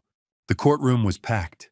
It was the first week of July 2023, and the Denver County Courthouse had drawn reporters from across Colorado and beyond.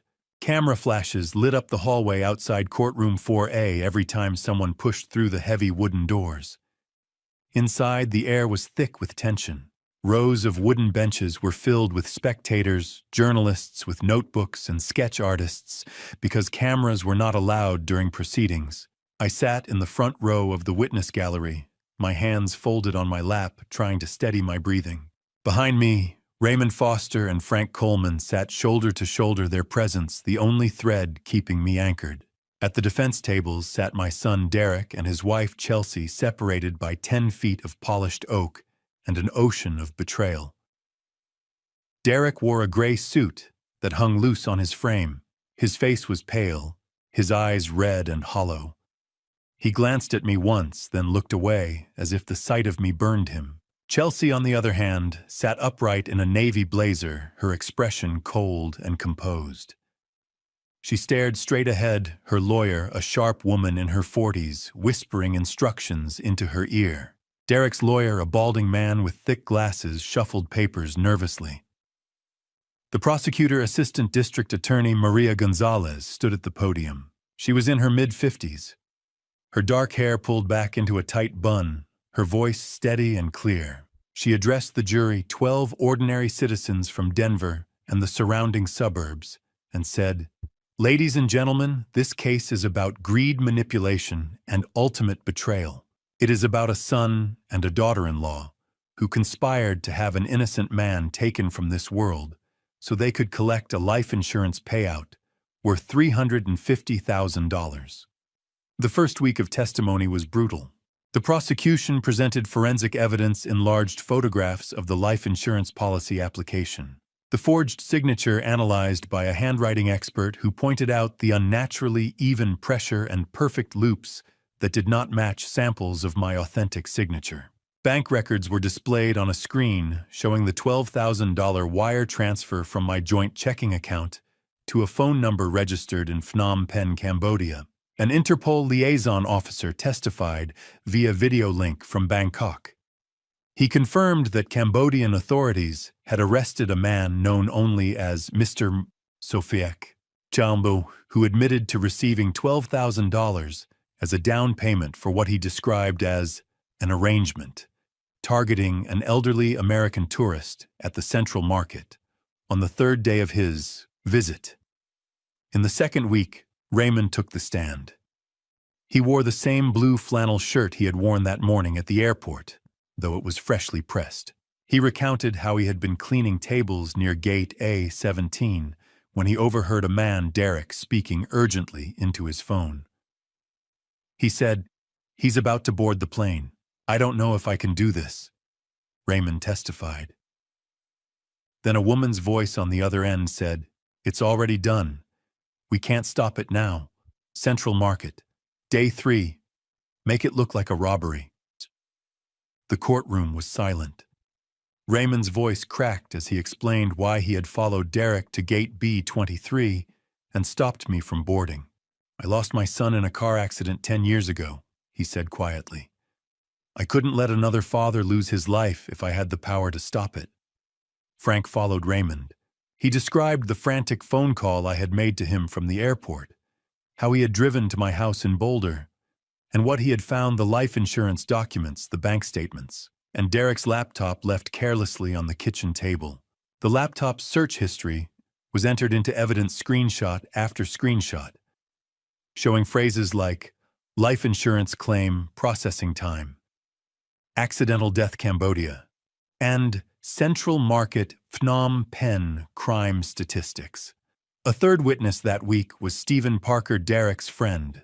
Stephen, 32 years old and visibly uncomfortable, testified that Derek had arrived at his house on the morning of April 15th in a state of panic.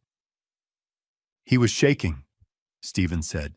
"He kept saying, 'I can't go through with it. I can't do this to him.' I didn't know what he meant until the police showed up." The third week brought the defendants themselves to the stand. Derek went first. He broke down almost immediately. His lawyer had to ask the judge for a recess after Derek sobbed so hard he could not speak. When he returned, his voice was hoarse. He admitted everything: the gambling debts, the loan sharks, the threats against Chelsea and their unborn child, a lie Chelsea had invented to manipulate him. He described how Chelsea had found the contact in Cambodia, how she had used his desperation and his shame to push him into the plan. "I never wanted this," he whispered, his eyes fixed on the floor. "I loved my father. I didn't know how to stop it once it started." Chelsea's testimony was colder. She did not cry. She admitted to finding the fixer online, to transferring the money, and to booking the tickets to the Bahamas with Preston Walsh. But she insisted Derek was not innocent. "He knew what was happening," she said flatly. "He signed the insurance forms. He made the withdrawals. We were both in it." The fourth week was the hardest. I took the stand on a Tuesday afternoon. Maria Gonzalez asked me to recount the morning at the airport, the gifts, the hope I had felt when Derek and Chelsea gave me the tickets, and the moment Raymond stopped me at the gate. Then she asked me to look at Derek. I turned my head slowly. My son sat slumped in his chair, tears streaming down his face. "Mr.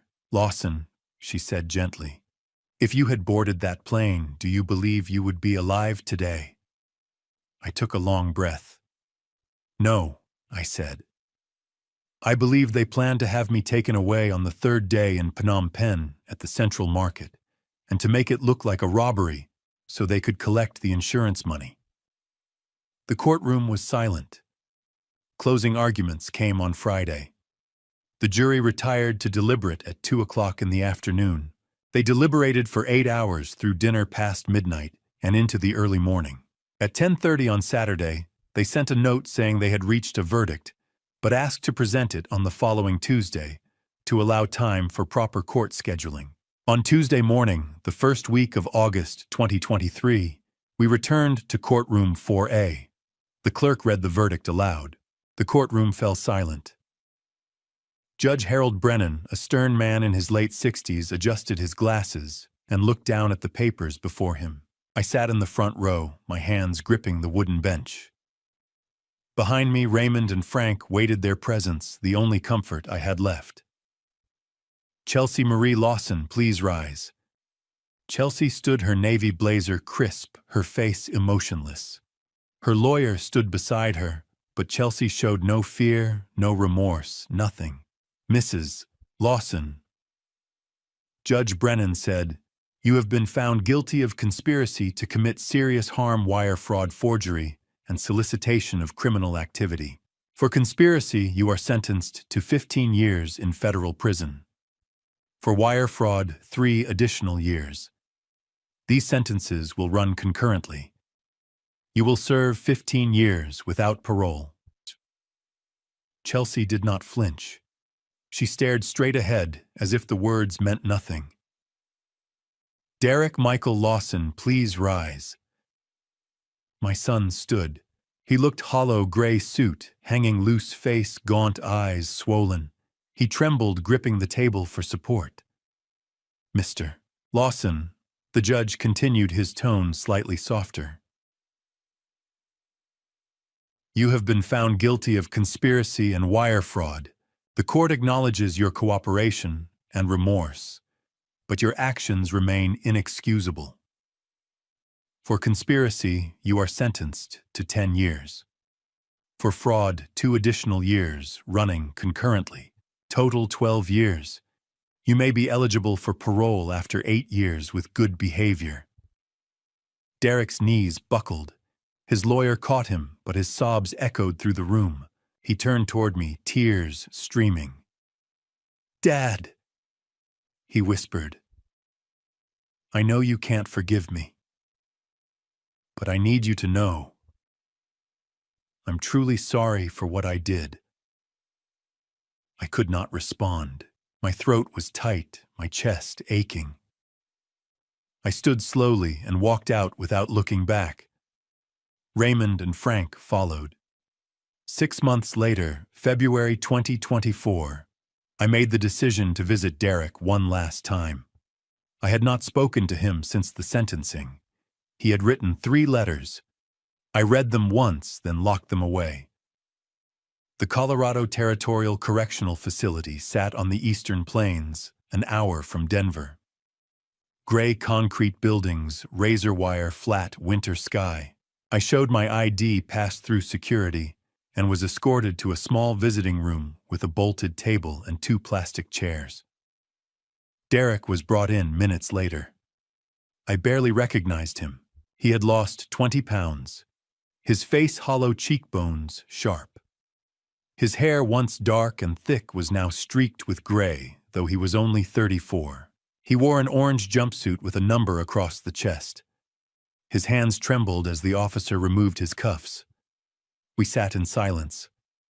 "I didn't think you'd come," he said, finally, voice hoarse. "I almost didn't," I replied. "I'm glad you did." He swallowed. "I know there's nothing I can say to make this right. I broke my promise to Mom. I broke everything." His voice cracked. "I betrayed you. I betrayed her memory." "Yes," I said quietly.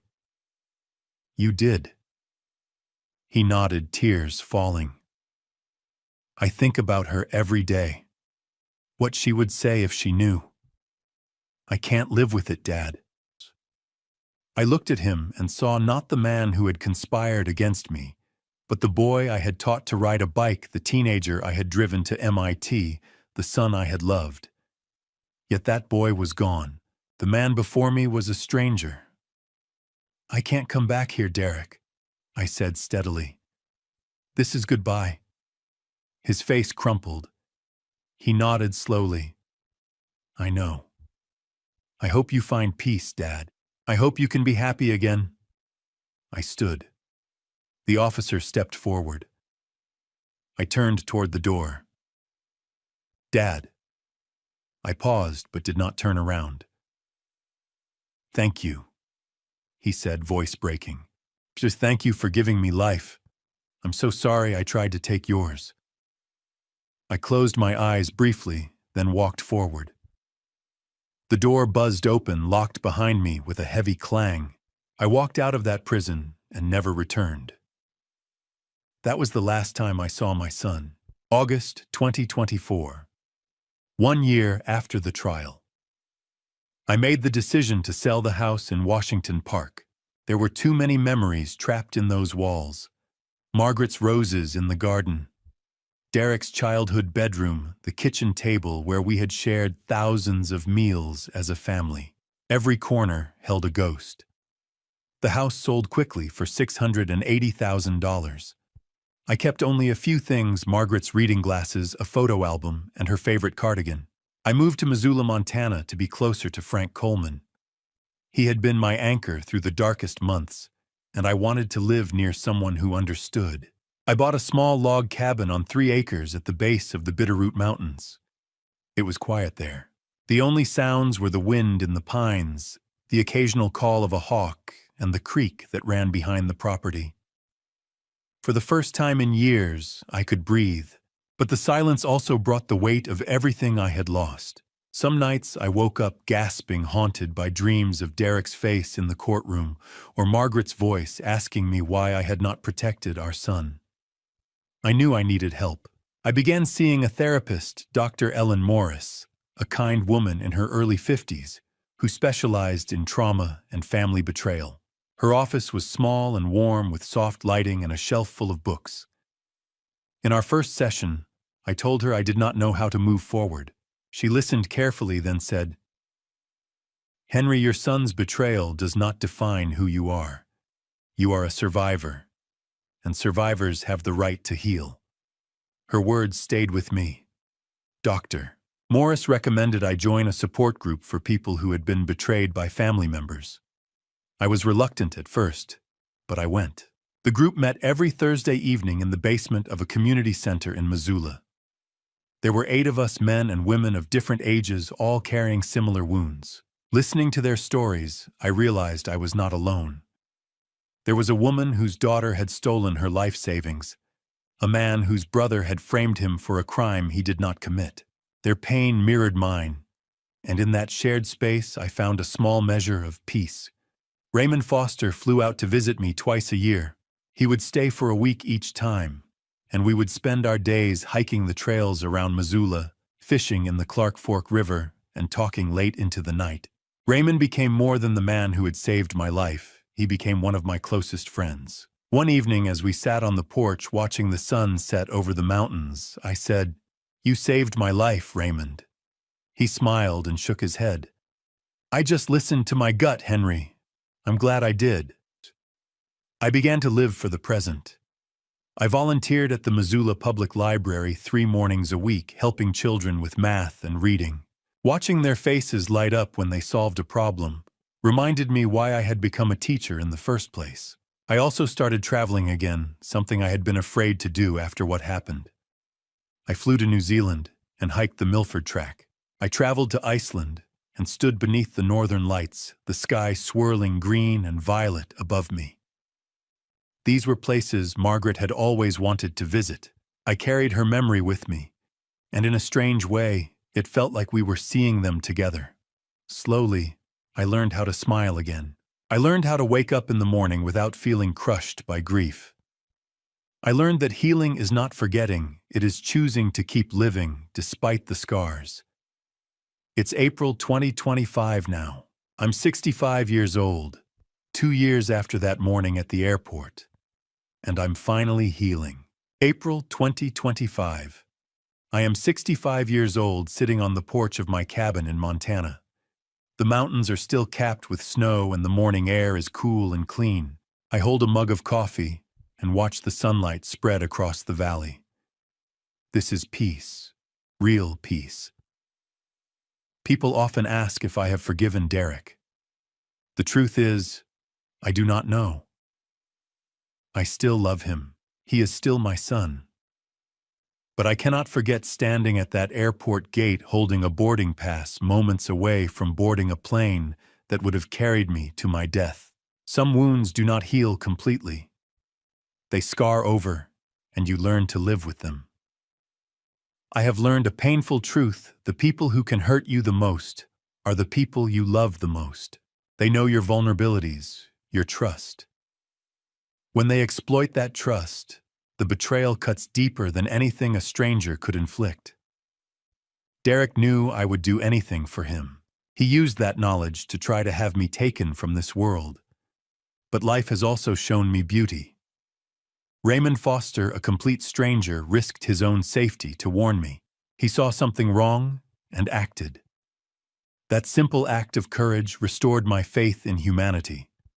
For every person driven by greed, there is another driven by compassion.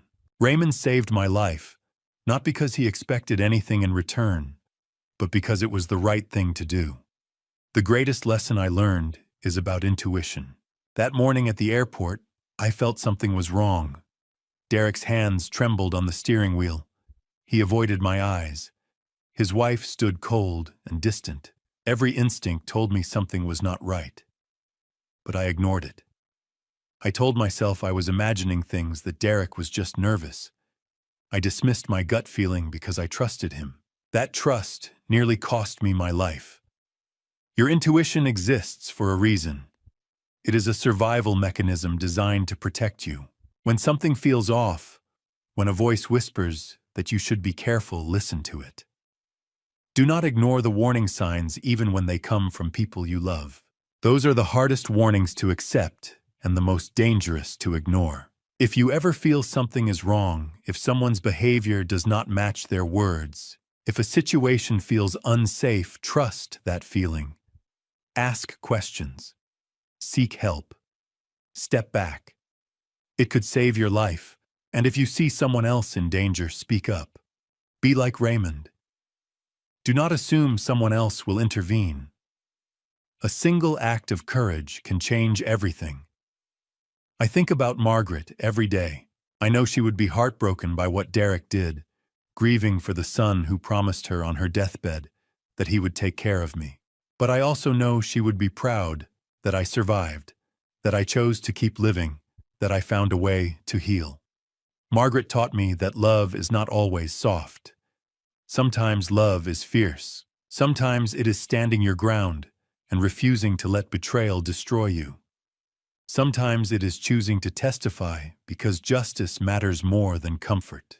I testified not out of hatred, but out of commitment to the truth. If this story has touched you, share it.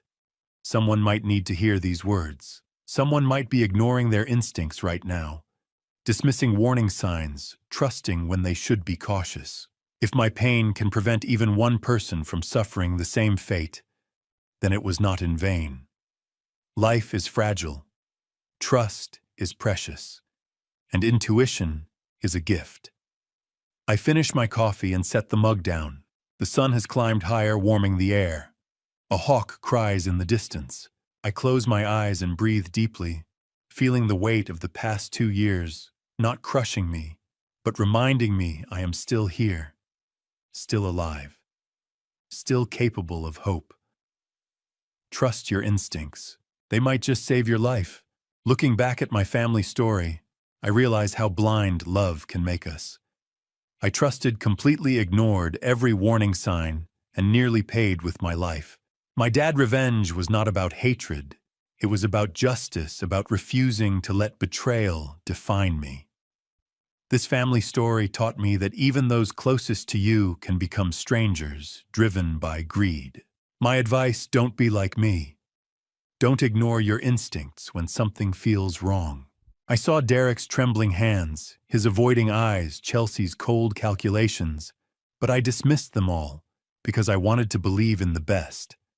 That nearly killed me. Trust, yes, but verify.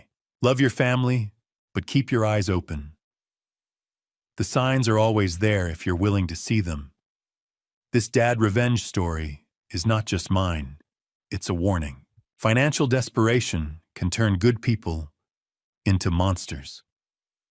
A $350,000 insurance policy became more valuable to my son than my life. That is the brutal reality of greed. Some might call testifying against my own son dad revenge, but I call it accountability.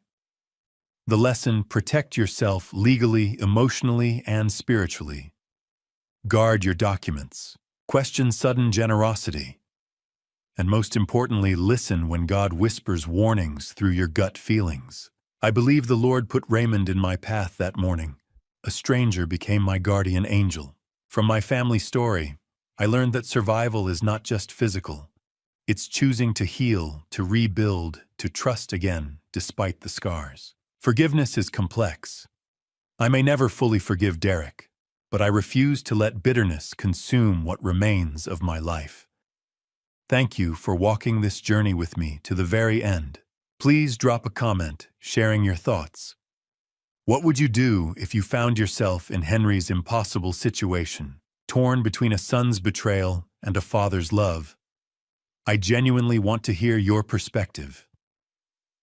If this story resonated with you, emotionally consider subscribing so you won't miss future stories. A gentle note: while inspired by real-world themes of family betrayal and financial desperation, certain elements have been dramatized for storytelling purposes. If this content doesn't align with your preferences, feel free to explore other videos that suit you better.